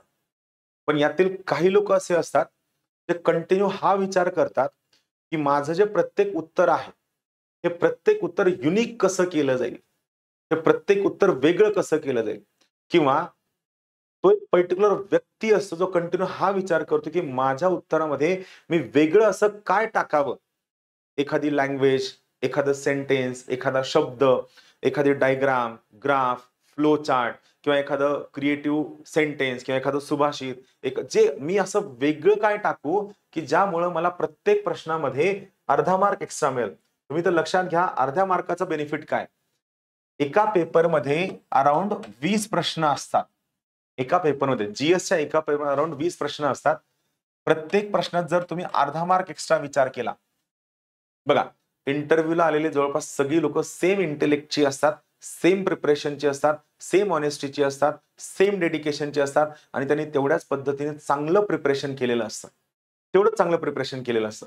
मग असं असताना त्या सगळ्या लोकांपेक्षा मी वेगळं काय लिहावं हा तुम्ही कंटिन्यू विचार करणं गरजेचं आहे. मी वेगळं काय तयारी करावी, जास्त नव्हे, मी शब्द परत जपून वापरतोय, मी जास्त काय करावं बिलकुल नको. तुम्ही सगळी लोक त्या सॅच्युरेशन लेवलला आलेले आहात की ज्या ठिकाणी सगळ्यांनी सेम लेवलचं प्रिपरेशन केलंय. या ठिकाणी तुम्हाला हा विचार करायचा की मी वेगळं काय करावं, वेगळं काय लिहावं, वेगळं काय मांडावं की ज्यामुळे मला प्रत्येक प्रश्नाला अर्धा मार्क एक्स्ट्रा मिळेल. 20 प्रश्न असतात, प्रत्येक प्रश्नाला जर अर्धा मार्क एक्स्ट्रा मिळाला बाकीच्या लोकांपेक्षा तर हे किती होतात? 10 मार्क होतात एका पेपरमध्ये एक्स्ट्रा. एका पेपरमध्ये जर 10 मार्क एक्स्ट्रा मिळाले तर जीएसचे असे 4 पेपर असतात, हे झाले 40 मार्क. हे किती झाले? 40 मार्क. ऑप्शनलचे 2 पेपर असतात, बरोबर आहे. सो असे 2 पेपरचे ऍड होतील 20 मार्क म्हणजे 60 मार्क. एका मार्कावरती 25-25, 30-30 लोक असतात. एका मार्कावरती 25-25, 30-30 लोक असतात. फक्त तुमचा सिंपल कन्सेप्ट किंवा तुमचा simple concern, what extra I should put in my answer so that I should get at least half mark extra than others. 4-4, 5-5 mark extra मिळणं शक्य नाहीये कारण तुम्ही सगळी लोक सेम लेवलची असतात. या ठिकाणी तुम्ही मॅक्सिमम अर्धा किंवा 1 मार्क एक्स्ट्रा मिळू शकता. मग तुम्ही कंटिन्यू हा विचार करा की मी नेमकं काय करावं की ज्यामुळे मला ऍटलीस्ट हाफ मार्क एक्स्ट्रा मिळेल. विचार करा, एका प्रश्नाच्या हाफ साठी विचार केला, you are getting advantage of 60 marks. आणि मी वेगळं काय लिहावं म्हणजेच काय, याला म्हणायचं व्हॅल्यू ऍडिशन. हे खूपदा का होतं माहितीये का, तुम्ही तुमच्या खूप सगळ्या मित्रांमध्ये, ओळखीच्या लोकांमध्ये बघा, खूप सगळे मित्र ओळखीचे लोक काय सांगतात, 4 अटेम्प्ट झाले मार्क येत नाहीयेत, 5 अटेम्प्ट झाले मार्क्स येत नाहीयेत, मला काय करावं कळत नाही. किंवा खूप सगळे लोक काय सांगतात की मी प्रिपरेशन करतोय आणि आता काय झालंय की 2 अटेम्प्ट नंतर 3ऱ्या अटेम्प्टला सेम मार्क्स झाले, मात्र 4थ्या आणि 5व्या अटेम्प्टला माझे मार्क्स कमी झाले. वास्तव आहे. खूप सगळ्या लोकांचं असं म्हणणं आहे की सर ऑप्शनला मी 3 अटेम्प्टला मला चांगले मार्क्स आले, 4थ्या अटेम्प्टला माझे मार्क्स कमी झाले आणि 5व्या अटेम्प्टला अचानकच माझे मार्क्स कमी झाले. का कमी झाले? कारण तुमच्या उत्तरांमध्ये तोच तो रटाळवाणेपणा आलाय. तुमच्या उत्तरामध्ये नाविन्य येत नाहीये, इनोव्हेशन येत नाहीये. तुम्ही तुमच्या उत्तरांमध्ये वेगळं असं काहीच लिहित नाहीयेत की ज्यामुळे आम्हाला त्या ठिकाणी असं वाटावं की तुमचा रिझल्ट येऊ शकतो, तुम्हाला मार्क्स येऊ शकतात. सो कंटिन्यू तुम्हाला हे विचार करायचं की मी वेगळं काय लिहू, मी डिफरंट काय मांडू की ज्यामुळे माझा रिझल्ट येईल. तर पक्क लक्षात घ्या, UPSC is an examination of value addition. UPSC ही व्हॅल्यू ऍडिशनची परीक्षा आहे. तुम्ही यावर काम करायला हवं. आणि मग व्हॅल्यू ऍडिशनला जोडून सगळ्यात महत्वाचा दुवा काय आहे ते पक्क लक्षात घ्या, UPSC is an examination of creativity. Creativity, खूप सगळ्या गोष्टींची क्रिएटिव्हिटी. अंडरलाईन कोणत्या ओळीला करायचंय, लेबलिंग कसं करायचं. पहा ना, समजा मी एखादी अशी या ठिकाणी एखादी डायग्राम काढली आणि हे असं करून या ठिकाणी मांडलं, ही बघा माझी डायग्राम झाली. आणि एखाद्या विद्यार्थ्यानं काय केलं, एक वेगळी डायग्राम या बाजूला काढली, एक बॉक्स काढला, या बॉक्स मध्ये प्रॉपर मांडलं, या ठिकाणी ही सगळी सेम डायग्राम काढली आणि डायग्राम काढून या ठिकाणी लिहिलं की फिगर ही कशाबद्दल आहे, इथं लेबल केलं. मला सांगा कुणाला जास्त मार्क्स पडेल? ही तुमची डायग्राम आहे, ही माझी डायग्राम आहे, मला सांगा हाफ मार्क एक्स्ट्रा पडेल की नाही? या ठिकाणी मी हा विचार केला की क्रिएटिव्हली काय करू शकतो. का तर मला मेन्स मध्ये आपण इम्प्रेस नाही करू शकत, प्रिलिम्स मध्ये आपण इम्प्रेस नाही करू शकत. प्रिलिम्स ऑब्जेक्टिव्ह परीक्षा आहे. या ठिकाणी तुम्ही गोल केलं, काळं झालं, विषय संपला. पण मेन्स मध्ये तुम्ही त्यांना इम्प्रेस करू शकता. You can write something different which is more important. Mains मध्ये तुम्ही काय करू शकता, काहीतरी वेगळं लिहिण्याचा प्रयत्न करू शकता. इंटरव्ह्यू मध्ये तुम्ही इम्प्रेस करू शकता.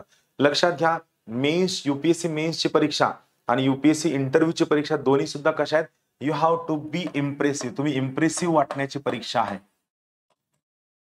कशाची आहे? तुम्ही इम्प्रेसिव्ह वाटायला, जर तुम्ही इम्प्रेसिव्ह वाटला नाही तर तुम्हाला मार्क्स मिळणार नाहीत. UPSC is an examination of what? It is an examination of creativity. जे सगळे सिनियर लोक आहेत ज्यांचे रिझल्ट का येत नाहीत, तर ही लोक व्हॅल्यू ऍडिशनवर काम करत नाहीत, ही लोक क्रिएटिव्हिटीवर काम करत आहेत. सगळ्यात महत्वाची गोष्ट, ही लोक आणखीन तीच घिसीपिटी पुस्तकं, त्याच नोट्स आणि त्याच डायग्राम वापरून उत्तर लिहितात, त्यामुळे त्यांना मार्क्स येत नाहीत.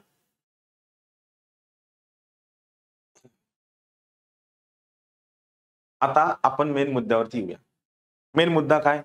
तुम्ही म्हणाल सर तुम्ही आम्हाला युपीएससी बद्दल गायडन्स करायला आले होते, अर्धा तास झाला, तुम्ही कुठून सुरुवात करावी हे तुम्ही काहीच सांगितलं. मी ते का सांगितलं नाही, कारण माझं म्हणणं आहे की ज्या विद्यार्थ्यांना हे अर्धा तास पाहून आतापर्यंत बोर झाले, त्यांच्यासाठी लेक्चर नाहीच आहे. ज्या विद्यार्थ्यांमध्ये पेशन्स आहे, ज्यांना मी काय सांगतो याचा गाभा कळतोय, त्या विद्यार्थ्यांसाठीची पर्टिक्युलर परीक्षा आहे. का? कारण युपीएससी परीक्षा जे मी सुरुवातीला सांगितलं, खूप सगळे विद्यार्थी येतात तर म्हणतात, "मी 6 महिन्यातच पोस्ट काढणार." प्रिलिम्स आणि मेन्स पण 6 महिन्यात होत नाही, पण हा म्हणतो, "मी 6 महिन्यात पोस्ट काढणार." कुणीतरी म्हणतं, की "मी भारतात पहिला येणार." कुणी म्हणतं, "मी महाराष्ट्रात पहिला येणार." या सगळ्या नानाविध पद्धतीने प्रत्येकजण स्वतःचा अकॅडमिक ॲरोगन्सचा टेंभा मिरवत असतो. 10वी, 12वी, ग्रॅज्युएशन टक्केवारीचा टेंभा मिरवत असतो आणि सरतेशेवटी तो पास होतो आणि मग काय म्हणतो, "UPSC do not deserve good candidates." असं बिलकुल नाहीये. UPSC knows who is good and who is bad. It is only you who have to show that you are good. तुम्हाला दाखवावं लागेल की तुम्ही किती चांगले आहात आणि किती नाही तर. मग सुरुवात करताना सगळ्यात पहिली महत्त्वाची गोष्ट काय लक्षात ठेवायची? आता इथून पुढे मी ॲक्चुअल मध्ये हे सांगतोय की यूपीएससी प्रिपरेशन सुरू करताना नेमकं काय करायचंय? तर सगळ्यात पहिली महत्त्वाची गोष्ट इथं लक्षात घ्या. मी इथं पहिले जे 3 महिने आहेत, पुढचे 3 महिने आणि नंतरच्या 6 महिन्यास मी डिव्हिजन केलेलं आहे.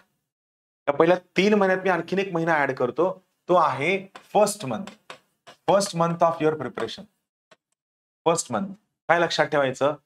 ज्या दिवशी तुम्ही पुण्यामध्ये येऊन कोचिंगला सुरू कराल, तो जो पहिला महिना आहे, हा पहिला महिना द्यायचा देवाला. म्हणजे काय? पहिला महिना देवाला द्यायचा म्हणजे काय? तर काय असतं, तुम्ही जेव्हा पुण्यामध्ये प्रिपरेशनसाठी आलात, तर पहिल्या महिन्यामध्ये let's have a bird's I view. कोणती पुस्तकं वाचायची आहेत? लोकं करंट इव्हेंट कुठनं करतात? लोकं काय वाचतात? काय वाचायला हवं? कशाला किती वेळ द्यायला हवा? मी कशावर काम करायला हवं? हे सगळ्या गोष्टींवर लोकं वन बाय वन फोकस करतात आणि एक वर्ग असा असतो, की जो काय करतो, आला की दुसऱ्याच दिवशी अभ्यासिकेत जाऊन बसतो. दन अभ्यास करायला सुरू करतो, पाठ करायला सुरू करतो आणि मग त्याला कळतं, की आपल्या लक्षातच राहत नाहीये. आपल्याला समजतच नाहीये. आपण यावर पुढे जातच नाहीये. सो पहिला महिना देवाला द्यायचा म्हणजे काय? पहिला महिना स्वतःला सेटल करायला द्यायचा, स्वतःला चांगलं समजून घेण्यासाठी द्यायचा. घाई नाही करायची. भाषणं नाही ऐकायची. बास झालं. भाषण ऐकून तुम्ही इथपर्यंत आलात मोर दॅन सफिशियंट आहे. इथून पुढचा रस्ता मात्र तुम्हाला स्वतःला मार्च करायचा आहे. जी सगळ्यात क्रुशियल गोष्ट आहे. मग या पर्टिक्युलर केसमध्ये तुम्हाला पहिला महिना सेटल होण्यास द्यायचा. मग हा जो पहिल्या महिन्यानंतर पुढचे जे 3 महिने आहेत, पहिले 3 महिने. या पहिल्या 3 महिन्यामध्ये तुम्ही तुमच्या कॅपॅसिटीजवर काम करायचं. कॅपॅसिटीजवर काम करायचं. पहा लक्षात घ्या मी काय सांगतोय. पहिल्या 3 महिन्यात कॅपॅसिटीजवर काम करायचं आहे. या ठिकाणी तुम्हाला कन्सेप्टवर काम करायचं नाही. तुम्ही म्हणाल, "सर तुम्ही काय अवघड करून सांगताय. आम्हाला साध्या सोप्या भाषेत सांगा की." तुम्हाला तुमच्या कॅपॅसिटीजवर काम करायचं पहिल्या 3 महिन्यात. कन्सेप्टवर काम नाही करायचं. म्हणजे काय? पहिला महिना झाल्यानंतर पुढचे 3 महिने तुम्ही जे रीडिंग करताय, हे तुम्हाला नाही कळलं तरी चालतं. तुम्ही जे क्लासमध्ये अटेंड करताय, हे तुम्हाला नाही कळलं तरी चालतं. काही अडचण नाही. पहिले 3 महिने. पहिल्या 3 महिन्यामध्ये तुम्हाला काय करायचंय, तुम्हाला तुमची सिटिंगची कॅपॅसिटी वाढवायची आहे, बसण्याची. तुम्हाला तुमची रीडिंगची स्पीड वाढवायची आहे. ती एका दिवसात वाढणार नाहीये. तुम्हाला तुमची रायटिंगची स्पीड वाढवायची आहे. सोबत तुम्हाला जास्त वेळ आपण कसा अभ्यास करू शकतो, जास्त वेळ याच्यावर तुम्हाला काम करायचंय. सोबत तुम्हाला डिस्ट्रॅक्ट करणाऱ्या ज्या गोष्टी आहेत, या गोष्टींना हळू-हळू तुम्हाला टप्प्याटप्प्यानं कमी करायचं आहे. WhatsApp असेल, Facebook असेल, Instagram असेल, या सगळ्या गोष्टींना तुम्हाला हळू कमी करायचंय पहिल्या 3 महिन्यात. का? अभ्यासाची कसली सवय नाहीये, तरी सुद्धा तुम्ही जर जबरदस्ती त्या पर्टिक्युलर ठिकाणी रोज सकाळी येऊन पहिल्या दिवसापासून 12-12 तास जर अभ्यासाला बसलात, अभ्यास करायची इच्छा संपेल, तुम्ही डिमॉरलाइज होऊन जाल आणि जर तुम्ही डिमॉरलाइज झालात, तर परत तुम्हाला अभ्यास करावासा वाटणार नाही. म्हणून सांगतो, पहिले 3 महिने पक्की लक्षात घ्या. पहिल्या 3 महिन्यामध्ये तुम्हाला कॅपॅसिटी बिल्डिंगवर काम करायचंय, कन्सेप्टवर कमीत कमी काम करायचं. कन्सेप्टवर फोकस नाही करायचंय. पहिले 3 महिने. जे कोणी व्हिडिओ बघत असेल, मी त्या सगळ्यांना सुचवल, हे न चुकता लिहून घ्या. खूप महत्वाचं आहे. सिस्टमॅटिक प्लॅन करा. या पद्धतीने सुरुवात करा. मी तुम्हाला ॲश्युरन्स देतो, की तुम्ही प्रिपरेशन सुरू केल्यानंतर विदिन 1.5 इयर तुम्हाला तुमच्या युपीएससी प्रिपरेशनवर एवढा चांगला कॉन्फिडन्स येईल की तुम्ही नक्की पास व्हाल. पण पहिले 3 महिने कन्सेप्ट क्लिअर होतील. माझं असं म्हणणं नाही की तुम्ही फक्त कन्सेप्ट क्लिअर करू नका, ऑटोमॅटिकली होतील. पण माझा कन्सेप्ट क्लिअर व्हायलाच हवा हा अट्टाहास तुम्ही पहिल्या 3 महिन्यात धरू नका. पहिल्या 3 महिन्यांमध्ये कॅपॅसिटी बिल्डिंगवर काम करा. पहिला मुद्दा, पहिले 3 महिने. त्यानंतर पुढचे 3 महिने इथं काय लक्षात ठेवायचं, या ठिकाणी मात्र पुढच्या 3 महिन्यामध्ये तुमच्या कॅपॅसिटी बिल्ड झालेल्या असतील. सो पहिले 3 महिने कॅपॅसिटी बिल्डिंग, त्यानंतर पुढचे जे 3 महिने आहेत या पुढच्या 3 महिन्यामध्ये तुम्हाला कन्सेप्ट क्लॅरिटीवर फोकस करायचं. कन्सेप्ट क्लॅरिटी, कन्सेप्ट पुढच्या 3 महिन्यात. आता तुम्ही ऑलमोस्ट पहिला 1 महिना जो आहे, हा पहिला महिना कोणाला दिला होता, देवाला दिला होता, बरोबर आहे. हा महिना झालाय, नंतरचे 3 महिने झालेत. आता मात्र तुम्हाला या ठिकाणी कन्सेप्ट कळायला हवे. कन्सेप्ट तुम्हाला ऑटोमॅटिकली कळायला सुरू होतील, तुम्हाला गोष्टी कळायला सुरू होतील, काय अडचण नाही. पण या ठिकाणी तुम्ही कंपल्सरी कन्सेप्च्युअल क्लॅरिटीवर फोकस करणं सगळ्यात जास्त गरजेचं आहे. आता हे कन्सेप्ट क्लिअर झाल्यानंतर मग पुढचा महत्वाचा भाग काय आहे, तो आहे पुढच्या 6 महिन्यांचा भाग, बरोबर आहे. मी जवळपास 11 महिन्याचं टार्गेट तुम्हाला ठेवतोय की 11 महिन्यामध्ये तुमची प्रिलिम्स जवळ आलेली असते. 11 महिने तुमची प्रिलिम्स जवळ आलेली असते. या 6 महिन्यात मात्र तुम्हाला कशावर काम करायचंय, व्हॅल्यू ऍडिशनवर काम करायचं. व्हॅल्यू ऍडिशन म्हणजे काय, नवीन काय लिहू शकतो, वेगळं काय करू शकतो. दुसरं तुम्हाला कशावर फोकस करायचंय, तर या ठिकाणी तुम्हाला कव्हरेजवर सुद्धा फोकस करायचंय. एक लक्षात घ्या, 1.5 वर्षामध्ये युपीएससी सिलेबस सहजासहजी आवाक्यामध्ये येत नाही. पण सगळ्याच्या सगळा सिलेबस आवाक्यात आणावा असं कंपल्शन नाही. जेवढं शक्य आहे ते वाचण्याचा प्रयत्न करा. सिन्सिअरली, ऑनेस्टली जर प्रिपरेशन केलं तर माझं म्हणणं आहे की तुमचा कंपल्सरी खूप चांगल्यापैकी सिलेबस आवाक्यामध्ये येईल. फक्त काय लक्षात ठेवायचंय, व्हॅल्यू ऍडिशन शेवटच्या 6 महिन्यात करायचं, कव्हरेजवर फोकस 6 महिन्यात करायचं. तुम्ही सुरुवातीला पहिल्या दिवसापासून जर व्हॅल्यू ऍडिशनवर फोकस केलं तर अडचण होऊन जाईल. हा, थोडं थोडं करत राहायचं, पण तुमचा मेन फोकस जो आहे, हा मेन फोकस व्हॅल्यू ऍडिशन असता कामा नये. मेन फोकस व्हॅल्यू ऍडिशन बिलकुल असता कामा नये. पहिल्या 1 महिन्यात सेटल होण्याला घ्यायचा, पुढचे 3 महिने कॅपॅसिटी ऍडिशन साठी द्यायचे, पुढचे 3 महिने कन्सेप्च्युअल क्लॅरिटीवरती द्यायचे, त्यानंतरच्या 3 महिने 6 महिने मात्र काय, मग व्हॅल्यू ऍडिशन वेगळं काय लिहू शकतो, त्यानंतर कव्हरेजवर तुम्हाला फोकस करायचा आहे. हे सगळ्यात पहिलं टाइम डिव्हिजन तुम्हाला क्लिअर व्हायला हवं. युपीएससी प्रिपरेशन करायला आलेली खूप सगळी लोक सुरुवातीला डिमॉरलाइज का होतात, ते पहिल्या दिवसापासून सगळ्या गोष्टी करण्याचा प्रयत्न करतात आणि पहिल्या दिवशी एवढं मोठं टार्गेट ठेवून ठेवतात की त्यांच्याकडे ते टार्गेट पूर्ण होत नाही. आणि जर हे टार्गेट पूर्ण नाही झालं तर ते डिमॉरलाइज होतात आणि जे स्टार्ट लिव्हिंग दिस पर्टिक्युलर फील्ड किंवा ते या फील्ड बद्दल डिप्रेस्ड होतात, डिमॉरलाइज होतात आणि त्यांना ते नुकसान होण्यासाठी सुरू होतं. हे सगळ्यात मेन कारण आहे. यामुळे लक्षात घ्या, या पर्टिक्युलर केसमध्ये तुम्हाला काय लक्षात ठेवायचं, तुमचं डिव्हिजन करायचं. आता हे डिव्हिजन मी काय सर्वसामान्य विद्यार्थ्याच्या सोयीनं सांगितलेलं आहे. तुम्ही हे डिव्हिजन तुमच्या सोयीने सुद्धा करू शकता. असेल की काही विद्यार्थी 10 दिवसात सेट होऊ शकतात. एक वर्ग असा सुद्धा असतो, खास करून एमबीबीएस ची डिग्री करणारे लोक की ज्यांना वन नाईट फाईट करायची इच्छा तर असते, पण त्यांची डिग्री एवढी डिफिकल्ट असते की त्या विद्यार्थ्यांना रोज अभ्यास केल्याशिवाय पर्यायच नसतो. तेव्हा त्या लोकांना 1 महिना सेटल होण्याची गरज नाहीये, त्यांना वेगळ्या पद्धतीने रन होऊ शकतं. मी हे आम आदमीच्या सोयीनं सांगतो की त्यांनी प्रिपरेशन करताना कसं करावं. पण या स्टेजेसमध्ये तुम्ही जर गेला नाहीत तर गोष्टी डिफिकल्ट असतील. पहिला महिना परत देवाला का द्यायचा, तर लक्षात घ्या, तुम्ही स्वतः आठवा. मला सांगा, तुम्हाला 12वी नंतर अभ्यासाची सवय आहे का? बिलकुल नाहीये. ऑलमोस्ट मेजॉरिटी लोकांनी वन नाईट फाईट मध्ये डिग्री काढली, 12वी नंतर अभ्यासाची सवय नाहीये. आणि मग सगळ्यात मुख्य नुकसान काय होतं, तुम्ही ग्रॅज्युएशन झालं, तुम्ही लगे येता आणि आल्यानंतर सगळ्यात मोठं नुकसान हे होतं की तुम्हाला काहीच कळत नाही. आणि काही नाही कळलं की टेन्शन बिल्ड होतं. ते काही न कळताना तुम्ही भले मोठमोठ्याले टार्गेट ठेवायला सुरू करता, which is never a good thing. तर या पर्टिक्युलर केसमध्ये लक्षात घ्या, तुम्ही पहिला महिना 3-3-6 हे टाइम डिव्हिजनवर काम करणं गरजेचं आहे. त्यानंतर पुढे काय लक्षात ठेवायचं पहा, फ्रॉम वेअर टू स्टार्ट, सुरुवात कुठून करायची. वेळेचं डिव्हिजन झालं, पुस्तक कोणते वाचायचे, सुरुवात कुठून करायची. चला आपण याच्याकडे तुम्ही नेमकं सुरुवात कुठून करावी. हा, आता मला सगळ्यात पहिला महत्वाचा मुद्दा आहे, सुरुवात कुठून करावी. ते सगळ्यात पहिलं तुम्हाला काय करायचं, go for syllabus decoding. Syllabus decode करणं तुम्हाला सगळ्यात जास्त गरजेचं आहे. सिलेबसचं डिकोडिंग करणं किंवा एक शब्द वापरेल सिलेबसचं, आपण सगळे म्हणतो ते अनालिसिस करणं. पण अनालिसिस पेक्षा माझं म्हणणं की सिलेबस डिकोडिंग हा थोडा चांगला आणि इंटरेस्टिंग कन्सेप्ट आहे, की ज्यात आपण काय करू शकतो, सिलेबस डिकोड करून चांगल्या गोष्टी समजून घेऊ शकतो की सिलेबस डिकोड करणं म्हणजे नेमकं काय. चला आता मी तुम्हाला सिलेबस डिकोडिंग बद्दल शिकवते. लक्ष देऊ नये का. तुम्ही कोणती एनसीईआरटी वाचलेली नाहीये, काहीच वाचलेलं नाहीये. तुम्ही युपीएससी प्रिपरेशन करायचं ठरवलंय. आता प्रिपरेशन करायचं ठरवलं तर मग काय करायची पहिली गोष्ट, सगळ्यात पहिली गोष्ट काय करायची, सिलेबसचं डिकोडिंग करणं. सिलेबसचं डिकोड करणं म्हणजे नेमकं काय. बघा तुमचे जीएस चे 4 सब्जेक्ट आहेत. करेक्ट आहे. जीएस चे 4 सब्जेक्ट आहेत. 1, 2, 3 आणि 4.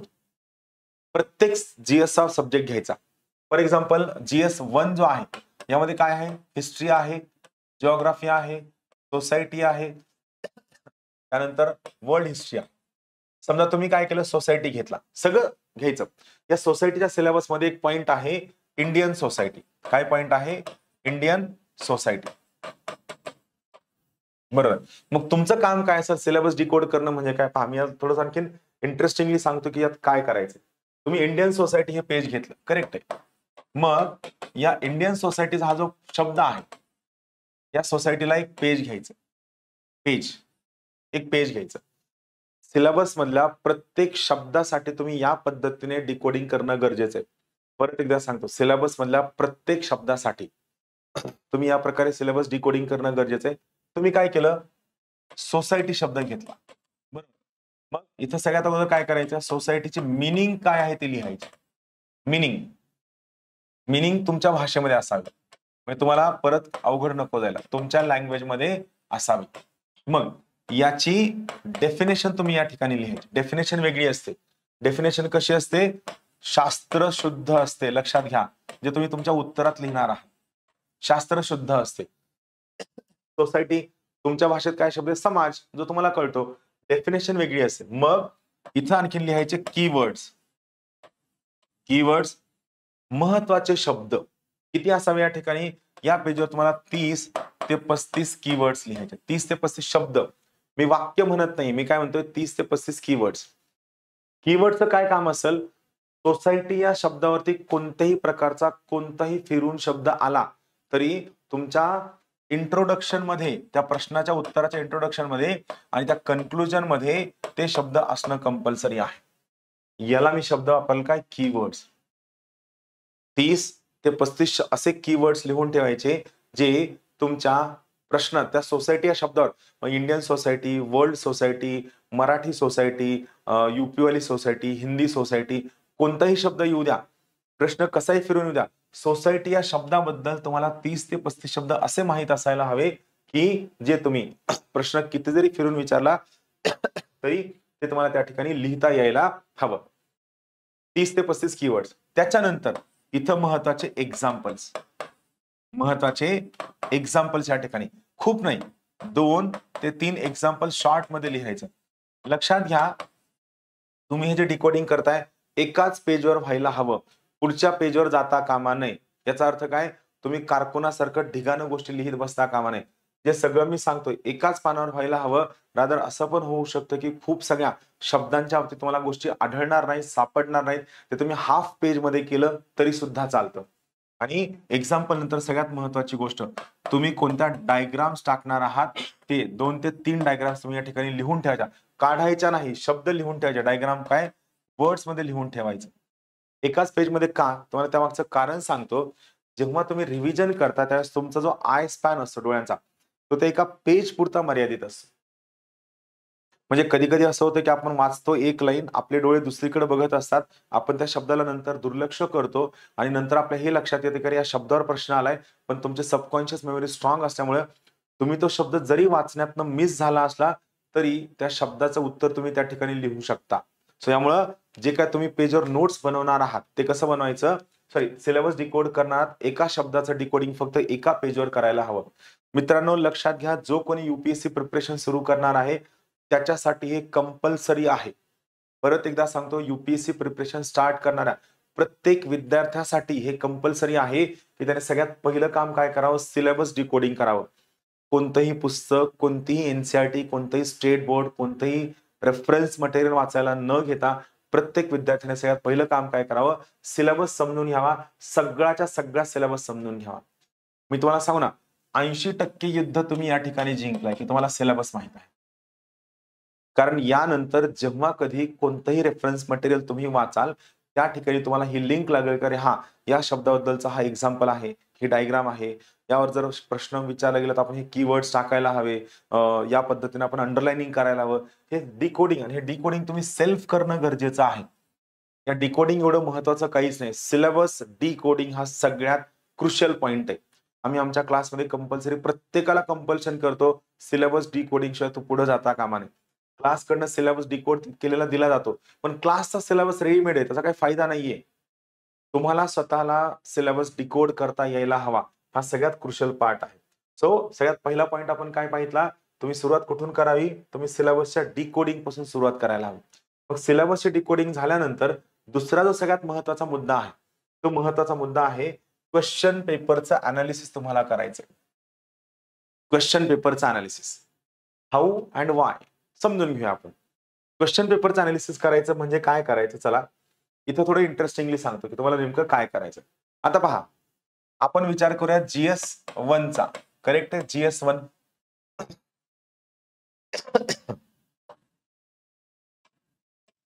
आपण GS1 चा विचार करूया. समजा GS1 चा जो सिलेबस आहे, या सिलेबस मध्ये इमॅजिन करा 15 पॉइंट्स आहेत. किती आहेत? 15 पॉइंट्स आहेत GS1 चा.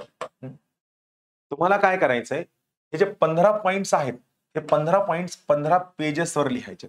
इथं पहिला पॉइंट लिहिला, या ठिकाणी दुसरा पॉइंट लिहिला, त्यानंतर हा तिसरा. असं तुम्ही काय केले, यू हॅव टेकन 15 पेजेस. तुम्ही 15 पेजेस लिहिले. तुम्ही काय केलं, 15 पेजेस लिहिले आणि या प्रत्येक पेजवर सिलेबसचा एक तो पॉइंट लिहिला. आता काय करायचं, मागच्या 10 वर्षांचे 10 इयर्सचे क्वेश्चन पेपर्स घ्यायचे. 10 वर्षांचे क्वेश्चन पेपर घ्यायचे आणि काय करायचं, समजा GS1 चा पेपर तुम्ही घेतला, यातला पहिला क्वेश्चन तुम्ही रिडिंगला घेतला. पहिला क्वेश्चन वाचला की विचार करायचा, हा क्वेश्चन सिलेबसच्या कोणत्या पार्ट वरून आलाय. मग मला सांगा, तो प्रश्न वाचल्यावर तुम्हाला काय करावं लागेल, सिलेबसचे किती पॉइंट नजरेखालनं घालावे लागतील? 15 पॉइंट नजरेखालनं घालावे लागतील. बरोबर आहे. आपण समजा इमॅजिन करूया, तुम्हाला पटकन कळलं, तुम्हाला सिलेबसचे जरी 15 पॉइंट असले तरी समजा तुम्हाला पॉइंट 10च नजरेखालनं घालावे लागतील. जेव्हा तुम्ही एक क्वेश्चन त्या पेज खाली लिहिण्यासाठी प्रयत्न करता, त्यावेळी तुम्हाला सिलेबसचे काय करावे लागतील, 10 पॉइंट नजरेखालनं घालावे लागतील. एका प्रश्नाला 10 पॉइंट, एका क्वेश्चन पेपरमध्ये 20 प्रश्न असतात. मग मला सांगा किती पॉइंट नजरेखालनं जातील? 20 गुणिले 10 किती झाले? 200.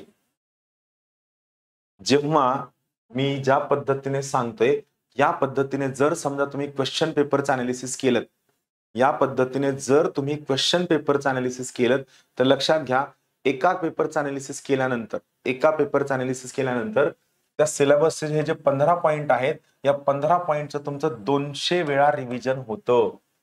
ते 15 पॉइंट तुमच्या नजरेखालनं 200 वेळा जातात. किती वेळा जातात? 200 वेळा जातात.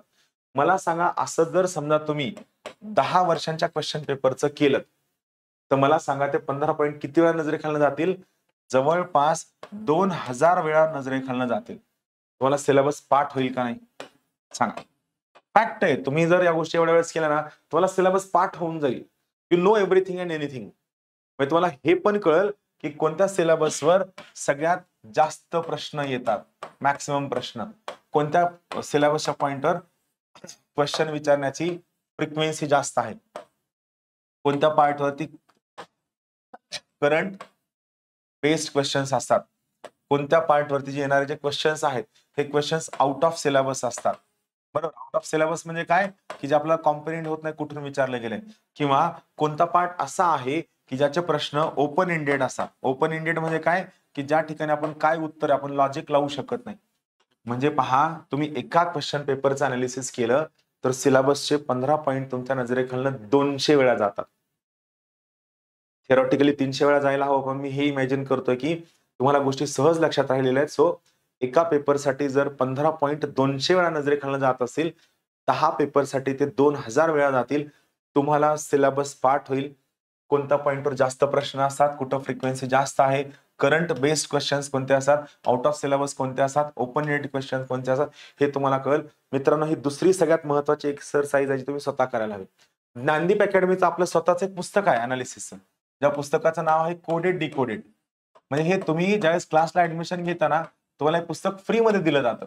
सत्यजित हिंगे सरांनी स्वतः पुस्तक लिहिलेलं आहे. हे अवेलेबल आहे. पण माझं काय म्हणणं आहे, की हे पुस्तक आम्ही तुम्हाला देणार आहोत. पण हे पुस्तक तुम्ही तुमच्या हातामध्ये घेण्याच्या अगोदर सगळ्यात पहिलं काम काय करायचं, तुम्ही कोडेड डिकोडेड तुम्ही सिलेबसचं क्वेश्चन पेपरचं अनालिसिस करणं सगळ्यात क्रुशियल आहे. जर समजा तुम्ही सिलेबसच्या क्वेश्चन पेपरचं अनालिसिस केलं नाही, तर लक्षात घ्या तुम्हाला फायदा होणार नाही. तुम्ही परत त्याच रांगेत जाऊन बसाल. हा क्लास उठायचा, त्या क्लासमध्ये जायचं, तो क्लास उठायचा, त्या क्लासमध्ये जायचं. तुम्ही फिरून, फिरून, फिरून शेवटी परत पुण्यात याल आणि पुण्यात येऊन मग काय बनाल? पुण्यातून तुम्ही तो भाऊ बनाल, जो 5 वर्ष दिल्लीला होता, 5 वर्ष पुण्यामध्ये आहे, पास काही होत नाही. Don't be this particular thing. सिलेबसचं अनालिसिस स्वतः सेल्फ करणं गरजेचं आहे. म्हणून तुम्हाला म्हणलं पहिले जे 3 महिने आहेत, पहिले 3 महिने तुमची कॅपॅसिटी वाढवण्यावरती द्या. त्यावेळेस सिलेबस डिकोडिंग आणि क्वेश्चन पेपरचं अनालिसिस हे तुमच्याकडनं जेन्युइनली होणं गरजेचं आहे. मग यानंतरचा पुढचा पॉइंट तुम्हाला काय करायचा? 2 पॉइंट कळले. पहिला पॉइंट कळला सिलेबसचं डिकोडिंग करणं. दुसरं काय कळलं? क्वेश्चन पेपरचं अनालिसिस करणं. मग सगळ्यात महत्त्वाचा मुद्दा अख्खं गाव सांगतं यूपीएससी पास व्हायची तर एनसीईआरटी वाचा. यूपीएससी पास व्हायची एनसीईआरटी वाचा. यूपीएससी पास व्हायची एनसीईआरटी. मान्य आहे. पण सगळ्या लोकांनी एनसीईआरटीचा एवढा फुगा करून ठेवला की आपल्याला सगळ्यात मोठा प्रश्न हा पडतो की एनसीईआरटी कोणत्या वाचायच्या, का वाचायच्या, किती वेळ द्यायचं, हे मात्र कोणी सांगत नाही. परत कोणीतरी पिल्लू सोडतं नवीन वाचा का जुन्या वाचा, बिलकुल नाही. एनसीईआरटी वाचण्याचं there is a reason. Yes, NCERT वाचणं खूप महत्वाचं आहे. मी तुम्हाला एनसीईआरटी का वाचायचं लॉजिक तुम्हाला सिंपल भाषेमध्ये समजावून सांगतो. पहा, सगळ्यात पहिलं महत्वाचं कारण काय आहे की तुम्ही एनसीईआरटी रिडिंगकडे का जावं? रिझन काय आहे? सगळ्यात पहिलं रिझन हे आहे, आयदर आपण टेक्निकल बॅकग्राऊंडचे असतो, मेडिकल बॅकग्राऊंडचे असतो किंवा आपण जर ह्युमॅनिटीज बॅकग्राऊंडचे असतो, म्हणजे बीए वाले असलो किंवा आपण सायन्स बॅकग्राऊंडचे असलो. बघा 2 गोष्टी आहेत. इंजिनिअरिंग आणि मेडिकलची जी लोक आहेत यांना sociology, political science, economy, history, geography याबद्दल काहीच माहित नसतं. आणि या लोकांना जर डायरेक्टली त्यांच्या हातावर जर रेफरन्स बुक दिलं तर ते ठार मारून जातील. बरोबर आहे. किंवा जी लोक बीए किंवा बीएससी केलेली असते यांना 12वी नंतर अभ्यासाची सवयच नसते. अभ्यासच केलेला नाही. अभ्यासच केलेला नाही, आता अचानकच अभ्यासाला आणून बसवलंय. अभ्यासच केलेला नाहीये आणि आता अचानकच अभ्यासाला जर आणून बसवलंय तर गोष्टी कॉम्प्रिहेंड होतील का? तर गोष्टी समजतील का? बिलकुल कळणार. यामुळं तुमच्या अभ्यासाची शून्यापासून तयारी करून घेण्यासाठी, तुमच्या अभ्यासाची बेसिक पासून तयारी करून घेण्यासाठी एनसीईआरटी एवढा चांगला सोर्स कोणताच नाही. राहील लक्षात? म्हणजे ज्या कोणत्या विद्यार्थ्याला जगात कुठंही प्रिपरेशन जर सुरू करायचं आहे, तर पहिलं काम सिलेबसचं डिकोड करणं. कारण सिलेबस जर डिकोड केला नाही, तर एनसीईआरटी मधलं काय वाचायचंय आणि काय वाचायचं नाही हे कळणारच नाही. आणि मग तुम्ही 52 तास जरी अभ्यास केला, 56 तास जरी अभ्यास केला तरी त्याला शून्य व्हॅल्यू आहे. सिलेबस डिकोड करणं, क्वेश्चन पेपर अनालिसिस करणं आणि हे झाल्यानंतर सगळ्यात पहिलं काम एनसीईआरटी रिडिंग कडे येणं. एनसीईआरटी रिडिंगसाठी आपलं ज्ञानदीप अकॅडमीचं जे ब्राउझर आहे, त्या ब्राउझरमध्ये कोणत्या एनसीईआरटी वाचावे याच्याबद्दलचं प्रॉपर एक लिस्ट दिलेली आहे, ती तुम्हाला कुठे अवेलेबल होईल. तो सगळ्यात पहिलं काम बेसिक रिडिंग पासून सुरुवात करायची. अभ्यासाच्या सुरुवात करण्यासाठी एनसीईआरटी सगळ्यात जास्त गरजेचं आहे. एनसीईआरटीचा दुसरा मेन पर्पज काय आहे? व्हॅल्यू ऍडिशन करणं. तुमचं उत्तर वेगळं, युनिक कसं असू शकतं यासाठी एनसीईआरटी चांगलं आहे. एनसीईआरटीची लँग्वेज लक्षात घ्या. एनसीईआरटीची लँग्वेज गव्हर्नमेंट लँग्वेज आहे, गव्हर्नमेंट अप्रूव्ड लँग्वेज आहे. एनसीईआरटी मधले वर्ड्स, त्यामधले सेंटेन्सेस, एखादा टॉपिक सुरू होताना त्यातला पहिला पॅराग्राफ जो तुम्ही इंट्रोडक्शन म्हणून वापरू शकता, तो टॉपिक एंड होताना त्यातील एखादा शेवटचा पॅराग्राफ जो तुम्ही कन्क्लुजन म्हणून वापरू शकता. एनसीईआरटी मधल्या इव्हन काही diagrams, graph, flow chart, pie chart सुद्धा तुम्ही वापरू शकता. किंवा एनसीईआरटीने दिलेले वेगवेगळे एक्झाम्पल्स लक्षात घ्या. एनसीईआरटीने दिलेले वेगवेगळे एक्झाम्पल सुद्धा तुम्ही काय करू शकता? ऍज अ केस स्टडी म्हणून वापरू शकता. लँग्वेज गव्हर्नमेंटची आहे, सिंपल लँग्वेज आहे. सगळ्यात महत्वाची गोष्ट अंडरस्टँडिंग होणारी लँग्वेज आहे आणि तुमच्या आन्सर रायटिंगला सगळ्यात जास्त एनरिच करणारी एनसीईआरटीची लँग्वेज आहे. आन्सर रायटिंगला एनरिच करणारी एनसीईआरटीची लँग्वेज आहे. या सगळ्यांचा जर आपण सारासार विचार केला, या सगळ्यांचा जर आपण सारासार विचार केला तर सगळ्यात मेन कारण आहे की वाय टू रीड एनसीईआरटी आपल्याला क्लिअर होतो. पण तुम्हाला कुणीतरी भूतानं पछाडलगत आले दन एनसीईआरटी वाचायला सुरू केले, का वाचतोय हेच कळत नाही. आणि मग माझ्या एनसीईआरटी 50 वेळेस वाचून गेला, त्याला कुणी विचारत नाही. 50 नाही, तुम्ही 1000 वेळेस जरी वाचलं एनसीईआरटी तरी ती पर्टिक्युलर एनसीईआरटी का वाचायची, त्या एनसीईआरटी मधला काय यूज करायचा, ते एनसीईआरटीची युटिलिटी काय आहे, हे जोपर्यंत तुम्हाला क्लिअर होत नाही तोपर्यंत तुम्ही एनसीईआरटी वाचणं हे फ्युटाईल आहे, याचा तुम्हाला काहीही फायदा होणार नाही. म्हणून सांगतो, एनसीईआरटी वाचताना हे सगळे पॉइंट नजरेसमोर ठेवायचे, हे सगळे पॉइंट लक्षात ठेवायचे आणि त्यानंतरच एनसीईआरटी वाचायचे हे लक्षात ठेवा. जर तुम्ही या एनसीईआरटी वाचताना हे गोष्टी लक्षात ठेवल्या नाही तर तुम्हाला एनसीईआरटी वाचण्याचा काहीही फायदा होणार नाही, झिरो फायदा असेल, हे सगळ्यात महत्वाचं आहे. त्यानंतर यात आणखीन काही प्रश्न आहेत जे खूप सगळे विद्यार्थी विचारतात. मी काही प्रश्न ऍड्रेस केलेत बघा. सगळ्यात महत्वाची गोष्ट, within how many days I should read NCERT. Within how many days I should read NCERT. Me NCERT किती दिवसांमध्ये वाचायला हवी? बिलकुल नाही. असं दिवसांचं कोणतंही टार्गेट एनसीईआरटी रिडिंगसाठी ठेवायचं नाही.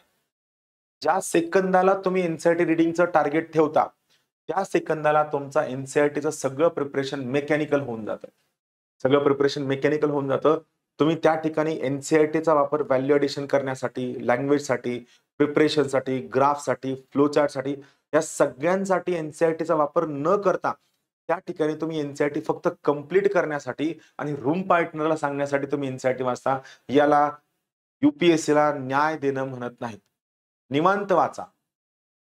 जर तुम्हाला असं वाटतं की एनसीईआरटीला खूप जास्त वेळ जातोय आणि मला थोडं प्रेशर बिल्ड होतंय, टेन्शन येतंय, मला घरच्यांनी एकच अटेम्प्ट दिलाय, तर माझं काय म्हणणं आहे की थोडा वेळ द्या. एनसीईआरटीला निवांत वाचत राहा. डेली कोणताही 3 तास एनसीईआरटी रिडिंगसाठी द्या आणि टप्प्याटप्प्यानं वाचा. रोज 3 तास द्या एनसीईआरटी वाचायला, काही हरकत नाहीये. चालेल, हळूहळू एनसीईआरटी वाचलं तरी सुद्धा चालणार आहे. दुसरं आहे, एका दिवसात किती एनसीईआरटी वाचाव्या. माझं याबद्दल मत थोडं वेगळं आहे. माझं म्हणणं आहे की तुम्ही एनसीईआरटी कोणते 2 एनसीईआरटी एका दिवसामध्ये वाचा. 2 एनसीईआरटीज पर डे. एका दिवसात 2 एनसीईआरटी. का? आपण एकच विषय खूप जास्त वेळ वाचलो ना तर आपल्या ब्रेनला ते मोनोटोनस होऊन जातं. आणि हा कन्सेप्ट काढून टाका की नाही सर सिलेबस कंप्लीट झाल्याचा फील येतो. मला सांगा, मार्क मिळणं महत्वाचं आहे का सिलेबस कंप्लीट झाल्याचा फील येणं महत्वाचं? तुम्ही मला सांगा. तुमचं उत्तर हवं. बरोबर आहे की नाही? मार्क्स मिळणं महत्वाचं आहे. सिलेबस कंप्लीट झाल्याचा फील घेऊन करणार काय? आणि मार्क्स जर मिळवायचे असतील तर तुम्हाला एनसीईआरटीवर कमांड मिळवावी लागेल. एनसीईआरटीवर चांगल्या गोष्टी कराव्या लागतील. आणि यासाठी महत्वाचं काय आहे की तुम्ही एनसीईआरटी वाचताना याला चांगला वेळ द्या. सावकाश वाचा, समजून घेऊन वाचा. एका दिवसात 2 एनसीईआरटी वाचा. 2 वेगळ्या एनसीईआरटी वाचला, कन्सेप्ट चांगले क्लिअर होतील. पुढचं आहे, which NCERT is good, new or old? असं काहीच नाहीये. प्रिलिम्सच्या काही प्रश्नांसाठी तमिळनाडूच्या स्टेट बोर्डचे काही एनसीईआरटी किंवा ओल्ड एनसीईआरटी कामी येतात. पण सध्याच्या कंडिशनला जर तुम्ही मेन्स पर्स्पेक्टिव्हनं, प्रिपरेशनच्या पर्स्पेक्टिव्हनं जर विचार केला तर न्यू आणि ओल्ड दोन्ही एनसीईआरटी चांगले आहेत. महत्वाची गोष्ट सांगतो, आपल्या भारतामध्ये युपीएससीचे एवढे कोचिंग क्लास आहेत, एवढे पब्लिशर्स आहेत आणि एवढ्या नोट्स आहेत की या सगळ्यांनी ओल्ड एनसीईआरटी मधला सगळ्याच्या सगळा डेटा स्वतःच्या पुस्तकामध्ये ऍड करून घेतलाय. माझ्या स्वतःच्या पुस्तकांमध्ये सगळा एनसीईआरटीचा डेटा ऍड झालेला आहे. तुम्ही एनसीईआरटी नाही वाचलं तरी चालतं, पण बिलकुल नाही. मला एनसीईआरटी तुम्ही का वाचावं याचं लॉजिक मी तुम्हाला सांगितलं. आलं लक्षात? तुम्ही एनसीईआरटी का वाचावं, या गोष्टींसाठी एनसीईआरटी वाचावं. डेटासाठी एनसीईआरटी वाचू नका किंवा फक्त डेटासाठी एनसीईआरटी वाचू नका. एनसीईआरटी वाचण्याचं has a reason. There are certain reasons why you should go for NCERTs. पुढचं, विच एनसीईआरटी, हे बघितलं आपण. नोट्स मेकिंग ऑन एनसीईआरटी ही एक लोकांना असणारी अत्यंत घाण सवय आहे. अभ्यास सुरू केला न केला की लगे नोट्सच्या मागे पळायचं. परत एकदा सांगतो, काही गोष्टी क्लिअर करतो. नोट्स मेकिंग बद्दल स्पेसिफिकली नोट्स मेकिंग करणं म्हणजे स्टडी करणं नव्हे. नोट्स मेकिंग करणं म्हणजे स्टडी करणं नव्हे, पक्क लक्षात घ्या. का महत्वाचं आहे? कारण तुम्हाला नोट्स करायला का आवडतं सांगतो. तुम्हाला वाचायला गेलं की तुम्हाला कंटिन्यू वाचा, आपण विसरतो की काय, आणि यात नुकसान काय होतं मग, तुम्ही आपण ते विसरू नये म्हणून तुम्ही यापासून लांब पळायचा प्रयत्न करता. पण अभ्यास तर व्हायला हवा, चेहरा थकायला हवा, आपण थकायला हवं, घरच्यांना सांगायला हवं, चेहरा काळवंडून जायला हवा, थोडंफार वजन कमी व्हायला हवं, हात दुखायला हवा. मग तुम्ही याला पर्याय शोधता, चला आपण काय करू, नोट्स मेकिंग करू. नोट्स मेकिंग हे स्टडी नाहीये. नोट्स मेकिंग हे प्युअरली क्लरिकल जॉब आहे. It is not OLQ. Notes making हे OLQ नाहीये. OLQ officer like quality. Pass झालं तुम्हाला नोट्स बनवायला लागतील, पण या ठिकाणी notes making on NCERT, already NCERT are very short. First thing, already मार्केटमध्ये एनसीईआरटीच्या नोट्स ढिगानं पडलेल्या आहेत. एनसीईआरटी करताना काय करायचं, एनसीईआरटी मध्ये पक्की गोष्ट लक्षात घ्या, एनसीईआरटीच्या नोट्स काढण्यापेक्षा तुम्ही फर्स्ट रिडिंग झाल्यानंतर, आफ्टर फर्स्ट रिडिंग तुम्ही सेकंड रिडिंग कराल ना, तर सेकंड रीडिंग मध्ये तुम्हाला जे खूप की पॉइंट्स वाटतात, जे तुम्ही तुमच्या आन्सर रायटिंग मध्ये ऍज अ व्हॅल्यू ऍडिशन वापरू शकता, तुमच्या आन्सर रायटिंग मध्ये व्हॅल्यू ऍडिशन म्हणून वापरू शकता, फक्त तेवढंच तुम्ही करायला हवं, बाकी काहीच करायची आवश्यकता नाही. म्हणून परत एकदा सांगतो, नोट्स मेकिंग आणि एनसीईआरटी करू नका. आणि जरी तुम्हाला करायचं असेल तर सेकंड रिडिंगच्या वेळेस मोजक्या गोष्टी, म्हणजे माझं काय म्हणणं आहे की जेव्हा तुम्ही 10 ते 20 पेजेस रीड कराल त्यावेळेस याचं एक पेज नोट्स बनायला हव्या. Wien you read 10 to 20 pages, 10 ते 20 पेजेसच्या आधारावरती तुमचं एखाद्या पेजची नोट्स बनायला हवी, हे सगळ्यात महत्वाचं आहे. नोट्स मेकिंग आणि एनसीईआरटी बिलकुल नाही करायच्या. ऍटलीस्ट पहिले 6 महिने बिलकुल नाही करायच्या. गुड फॉर प्रिलिम्स और मेन्स, लक्षात घ्या. NCERT are good for both prelims as well as mains. फक्त काय की it must be used with very caution. Science NCERT हे थोडं क्लिअर करतो. सायन्स एनसीईआरटी बिलकुल वाचायच्या नाही. सायन्सचा आणि आपल्या युपीएससीचा अर्थार्थी काही संबंध नाही. जनरल सायन्स म्हणजे काय, फिजिक्स, केमिस्ट्री आणि बायोलॉजी हे कुठं आहे, हे फक्त आणि फक्त प्रिलिम्सला आहे. फिजिक्स, केमिस्ट्री, बायोलॉजी मेन्सला नाहीये. आणि आपण काय करतो, या फिजिक्स, केमिस्ट्री, बायोलॉजीच्या एनसीईआरटी एवढ्या बल्की आहेत की आपले 4-5 महिने सायन्सच्या एनसीईआरटी रिडिंग मध्ये जातात.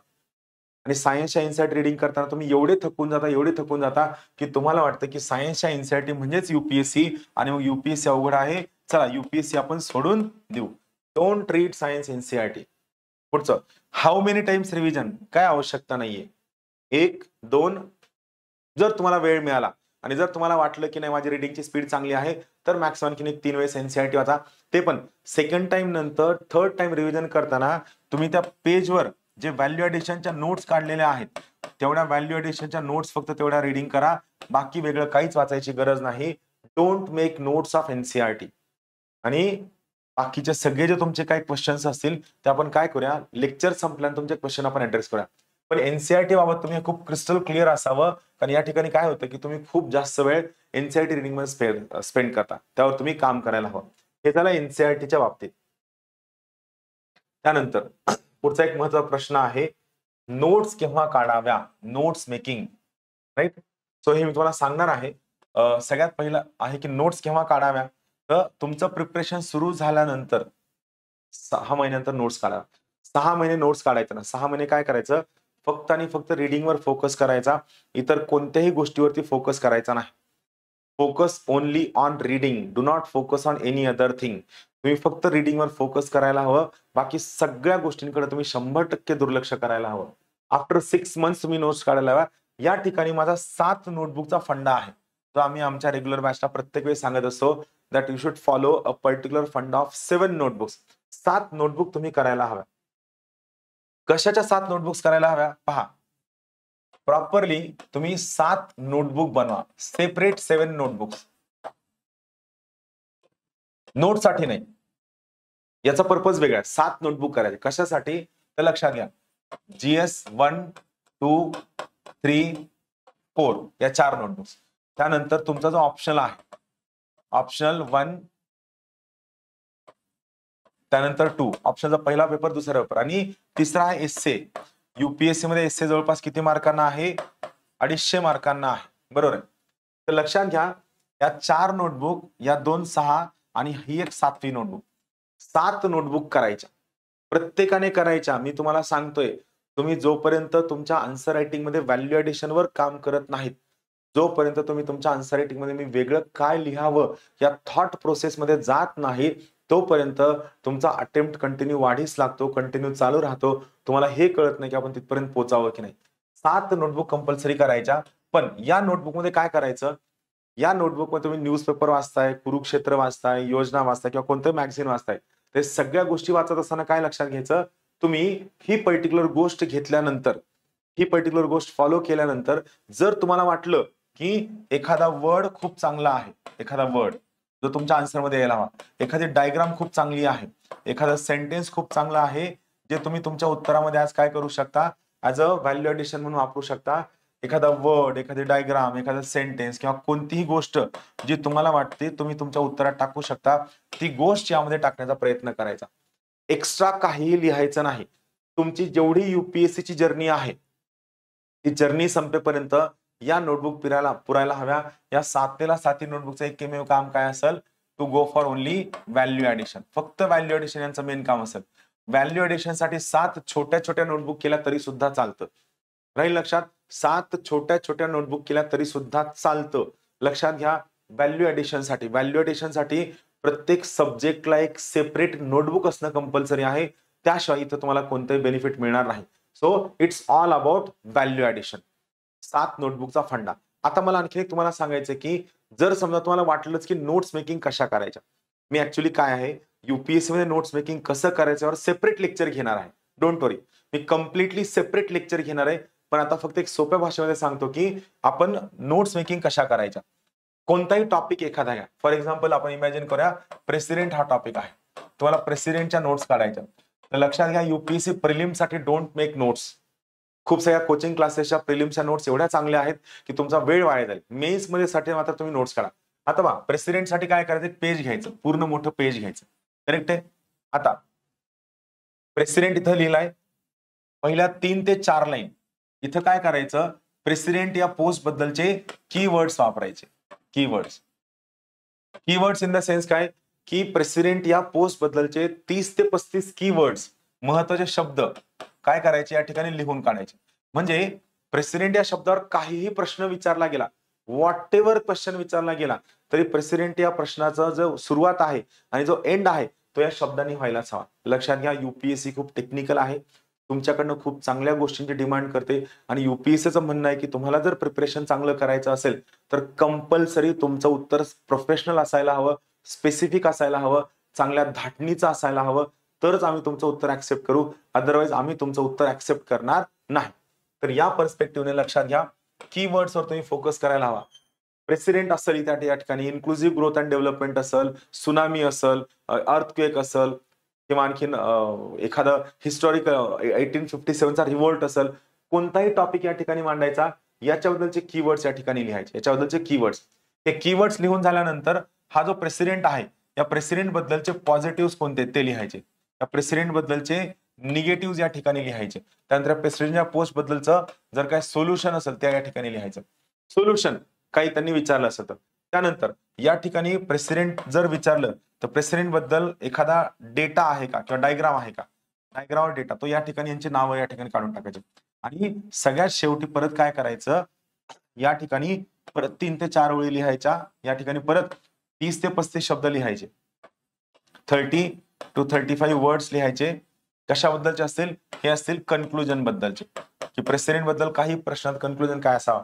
आणखीन या ठिकाणी तुम्ही ऍडिशन काय करू शकता, सोल्युशन टाकू शकता, या ठिकाणी एक्झाम्पल्स टाकू शकता.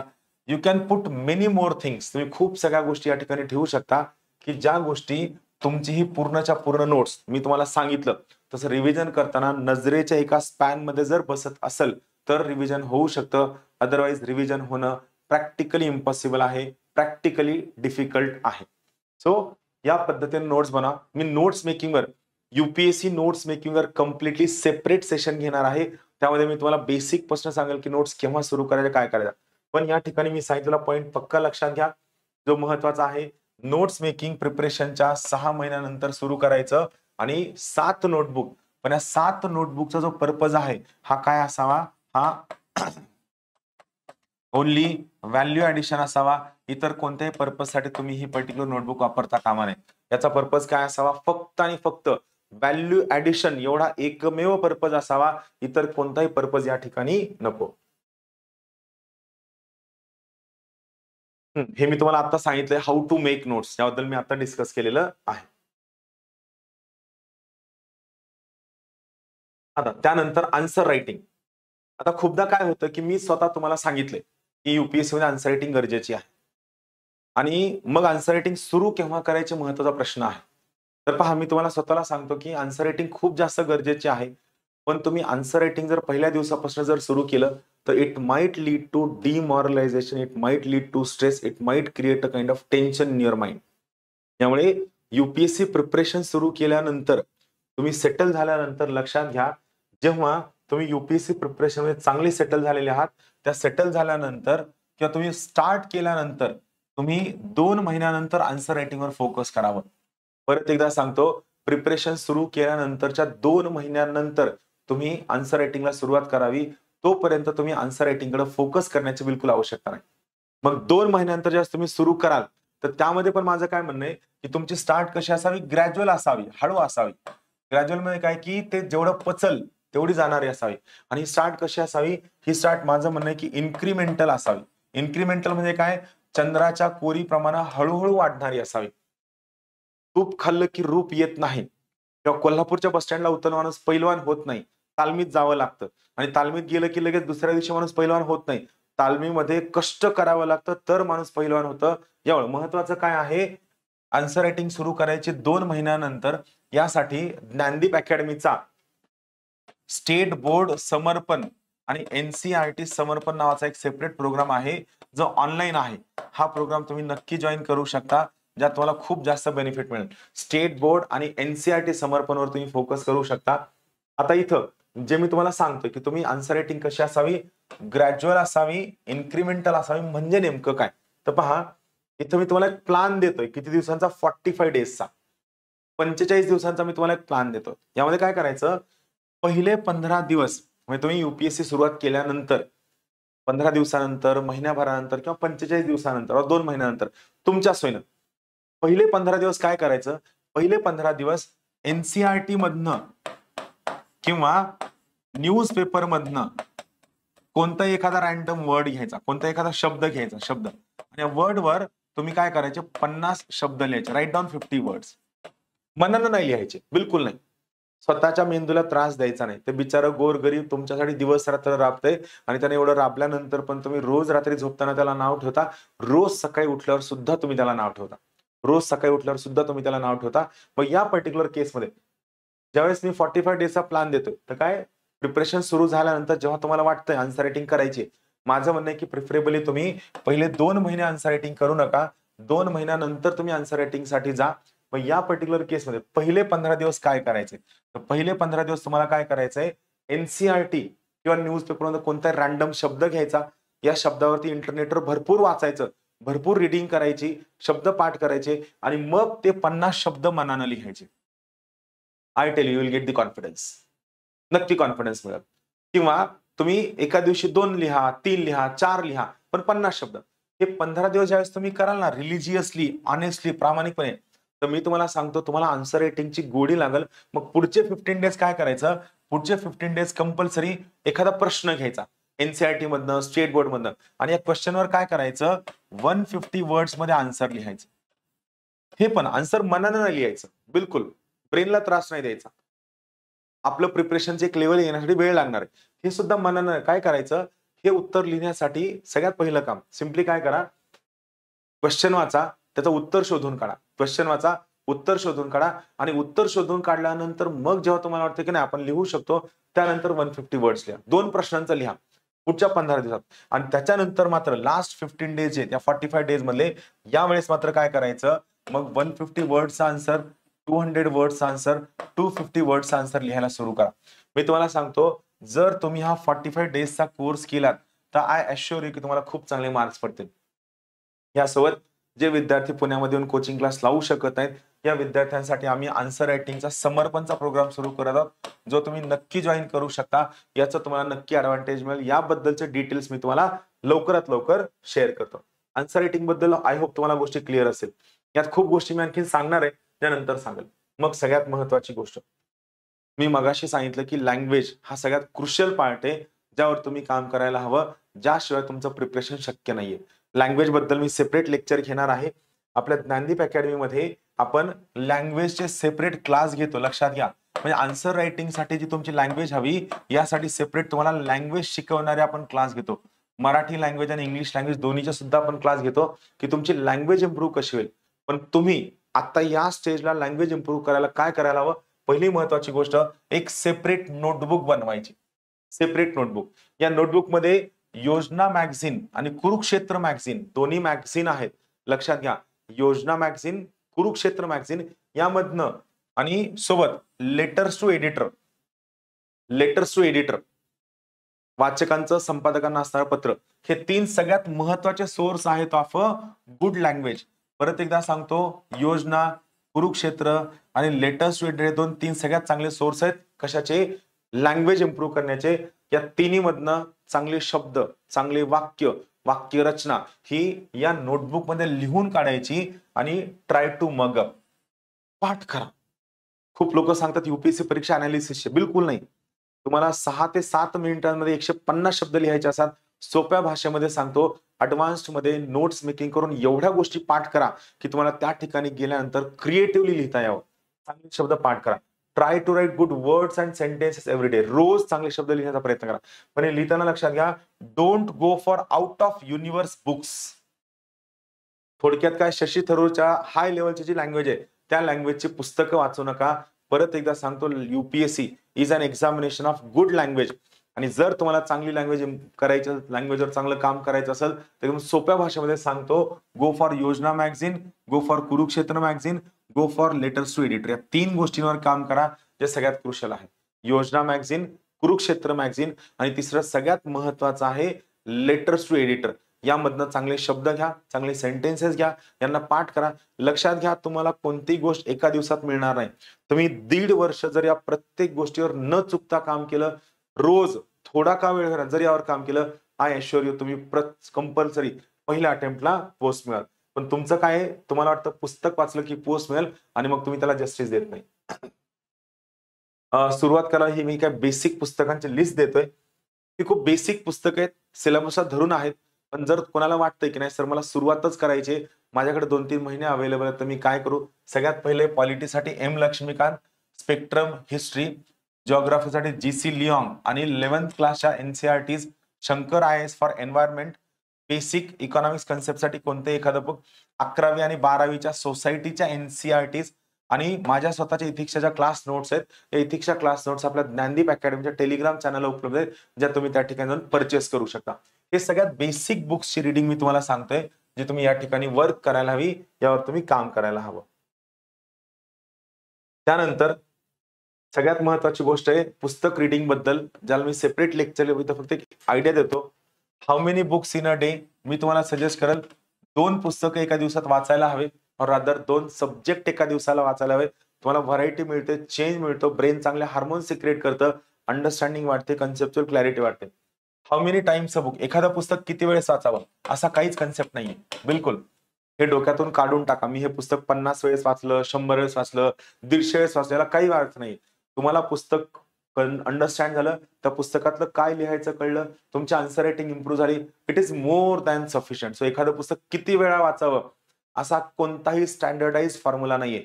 पुस्तक कळावं, लँग्वेज कळावी, कन्सेप्ट कळावे, आणि जे आपण जे वाचलंय याला आपल्या आन्सर रायटिंग मध्ये आपल्याला जर अप्लाय करता येत असेल तर त्याच्यावेळी चांगली गोष्ट काय नाहीये. पुस्तक किती वेळा वाचावं यापेक्षा त्या पुस्तकाचं ऍप्लिकेशन आपल्याला करता येते का, हे सगळ्यात जास्त महत्वाचं आहे. How to read a book. एखादं पुस्तक कसं वाचावं.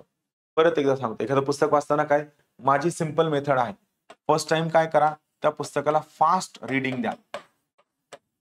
तुम्हाला कळो अथवा न कळो, एक फास्ट रीडिंग द्या, फक्त ते लाईन समजून घ्या.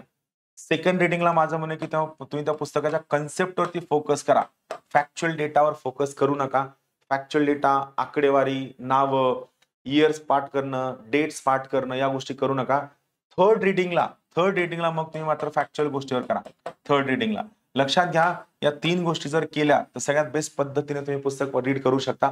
मी यावर परत सेपरेट डिटेल्ड लेक्चर घेणार आहे, त्यावेळेस तुम्हाला सांगेल how to read a book for UPSC.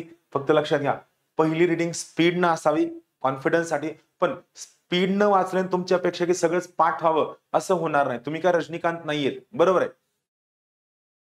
Fast reading झालीये, अंडरस्टँडिंग कमी असणार आहे, पाठांतर कमी असणार आहे, गोष्टी कमी लक्षात राहणार आहेत. सो देत त्या टाईपचा राहू द्या.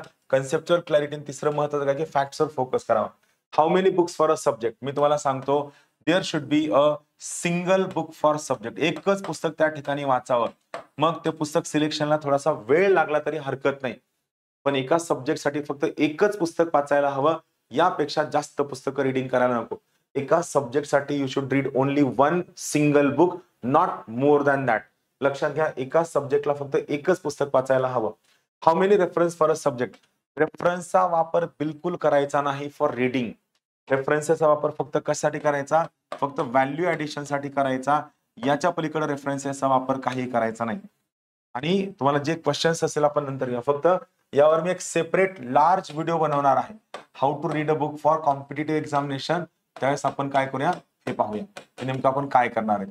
फक्त एक गोष्टी लक्षात घ्या, हा कन्सेप्ट जर कळला असेल तर ठीक आहे, जर कळला नसेल तर परत मी तुम्हाला कन्सेप्ट समजावून सांगेल, त्यावेळेस तुम्हाला गोष्टी क्लिअर होतील.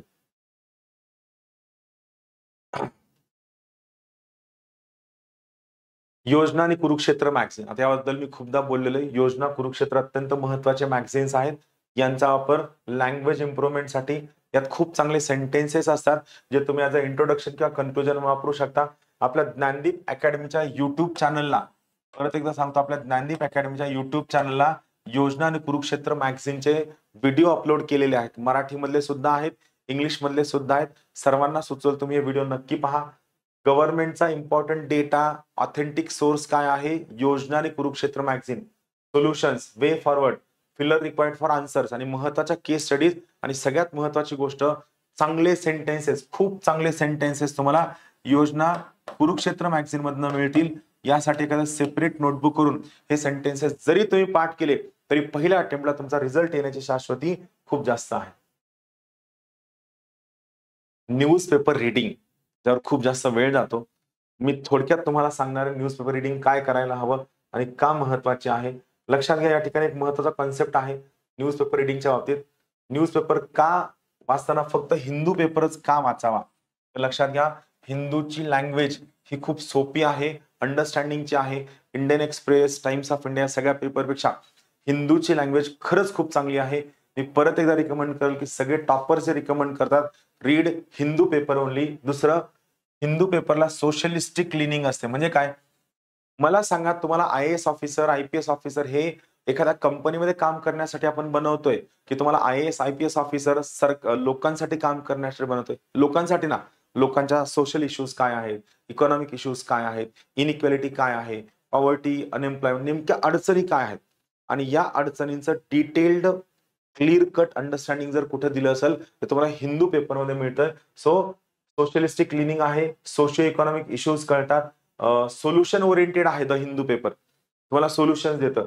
नॉन कॉर्पोरेट नेचर आहे, हिंदूचं कॉर्पोरेट नेचर नाहीये. म्हणजे त्या ठिकाणी हिंदू न्यूजपेपरमध्ये काय तो ते ऍक्टर ऍक्ट्रेस असतात त्यांच्याबद्दलची इन्फॉर्मेशन खूप रिलेटिव्हली कमी असते.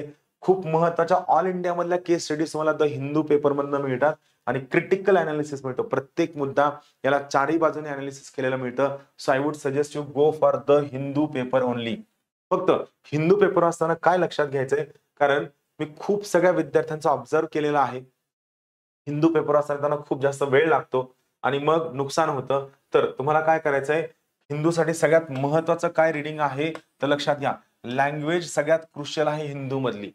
दुसरं आहे, जर समजा तुम्ही या ठिकाणी हिंदू पेपरचा एडिटोरियल पाहाल, संपादकीय, तर समजा हे एडिटोरियल पेज आहे, या बाजूला पुढचं पेज आहे, हे पुढचं पेज असतं. त्यानंतर या बाजूला असे दोन कॉलम्स असतात, बरोबर आहे.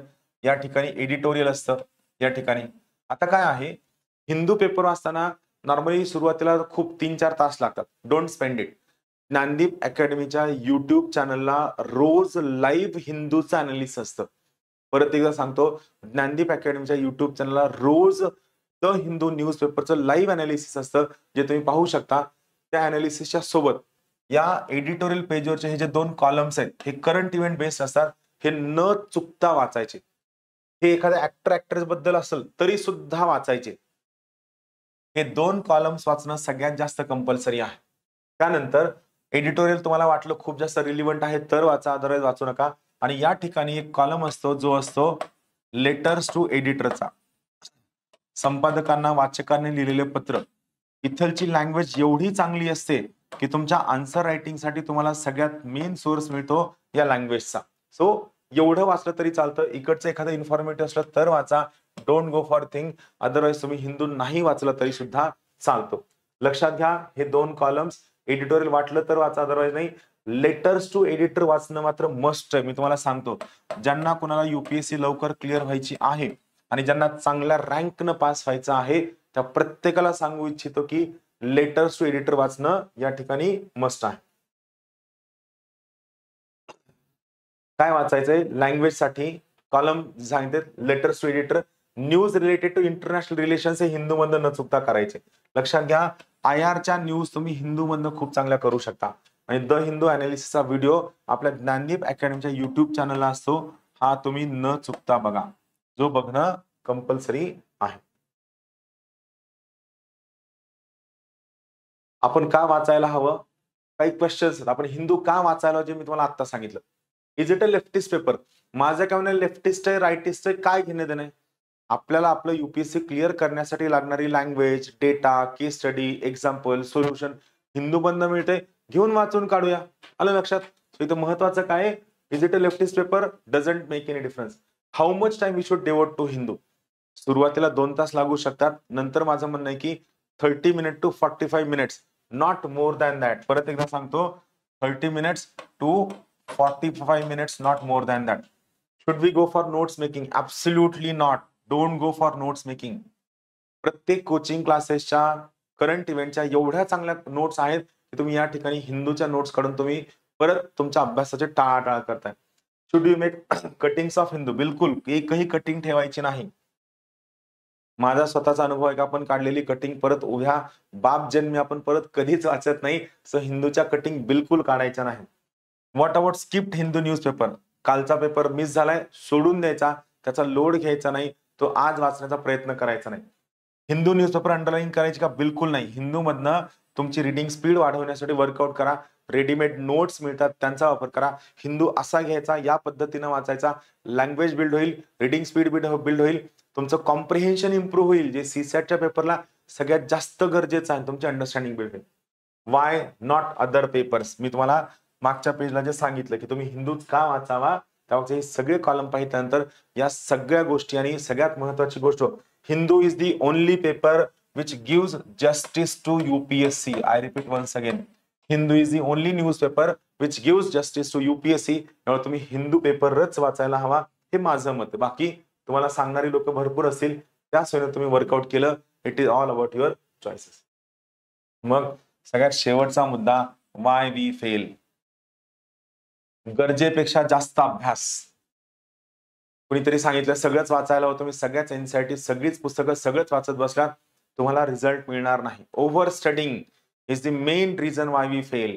आपण परीक्षेत काय गरजेचं आहे, काय महत्वाचं आहे, काय विचारलं जातंय, काय विचारलं जात नाही, याचा अभ्यास न करता आपण ओव्हर स्टडिंग करतो. वाय? इथिक्स. आपल्याला अभ्यास परीक्षेसाठी करायचा नाहीये. आपल्याला अभ्यास कोणीतरी सांगितलं की सिन्सिअरली अभ्यास करा म्हणून अभ्यास करायचा आहे. आणि सगळ्यात मेन कारण आहे इथिक्स. आपल्या स्वतःचं आपल्यावरती जबरदस्ती लादलेलं इथिक्स हे मेन कारण आहे वाय वी फेल. तिसरं, ओव्हर गायडन्स. एखाद्या मुद्द्यावरती सगळ्या गावभर विचारत फिरणं. Make one guru and follow him. I repeat once again, मलाच गुरु करा म्हणत नाही, पण लक्षात घ्या, make any one as your guru and follow him genuinely. I tell you, you will get result definitely, but make one guru. Academic arrogance. प्रिपरेशनला आलाय, 10वी 12वी आणि ग्रॅज्युएशनच्या मार्काच्या त्या लोड मधनं बाहेरच पडला नाहीये, you won't get the result. Academic arrogance is the worst thing which is reason for failure. 10वी 12वी ग्रॅज्युएशनचे मार्क आणि जे तुमचं आहे की नाही मी पासच होईल, असंच होईल, तसं सोडून द्या. परीक्षेला न्याय द्यायला शिका. Intellectual deficit. आपल्या कॅपॅसिटी न ओळखता फक्त भाषण, इन्स्पिरेशन ऐकून जर तुम्ही UPSC करायला आलात तर सांगतो, UPSC is a very tough nut to crack. Paper बघा, किती वेळ लागतो बघा, आपली आर्थिक परिस्थिती बघा, तुमच्या अडचणी काय ते समजून घ्या, तुमची अंडरस्टँडिंग काय ते समजून घ्या, तुम्हाला किती जमतं ते समजून घ्या. त्यानंतर इकडे या. इंटेलेक्च्युअल डेफिसिट असेल, if you are not a person of intellect और you don't have the urge to get all intellectual understanding, don't come for UPSC. Stay away from UPSC. Inertia, resistance to change. कुणाला विचारत नाही, कुणाला सांगत नाही, self study करत बसतात. Self study करता करता 2, 3, 4 वर्ष केव्हा निघून जातात कळत नाही, आणि मग कळतं की आपण चेंज नाही केलं म्हणून आपण फेल झालो. Over planning, target bubble. नुसतं टार्गेट ठेवायचे, प्लॅन करायचं, टार्गेट ठेवायचे, प्लॅन करायचं, एक्झिक्यूट काहीच नाही करायचं. मी तुला प्रॉपर प्लॅन करून दिलाय, टार्गेट ठेवून दिलंय, नक्की या सगळ्या गोष्टी फॉलो करा आणि सगळ्या प्रकारच्या अननेसेसरी गोष्टींमधनं बाहेर पडा. जर तुम्ही या गोष्टींमधनं बाहेर नाहीत पडला तर परत एकदा सांगतो, तुम्हाला रिझल्ट मिळणार नाही. चालेल. आता यातले काही पॉइंट आहेत जे मी थोडेसे सोयीने घेतलेत, यांना मी परत रिपीट लेक्चर घेण्यासाठी येईल. तोपर्यंत सर्वांना मनापासून शुभेच्छा. आपण लवकरात लवकर भेटूया. धन्यवाद.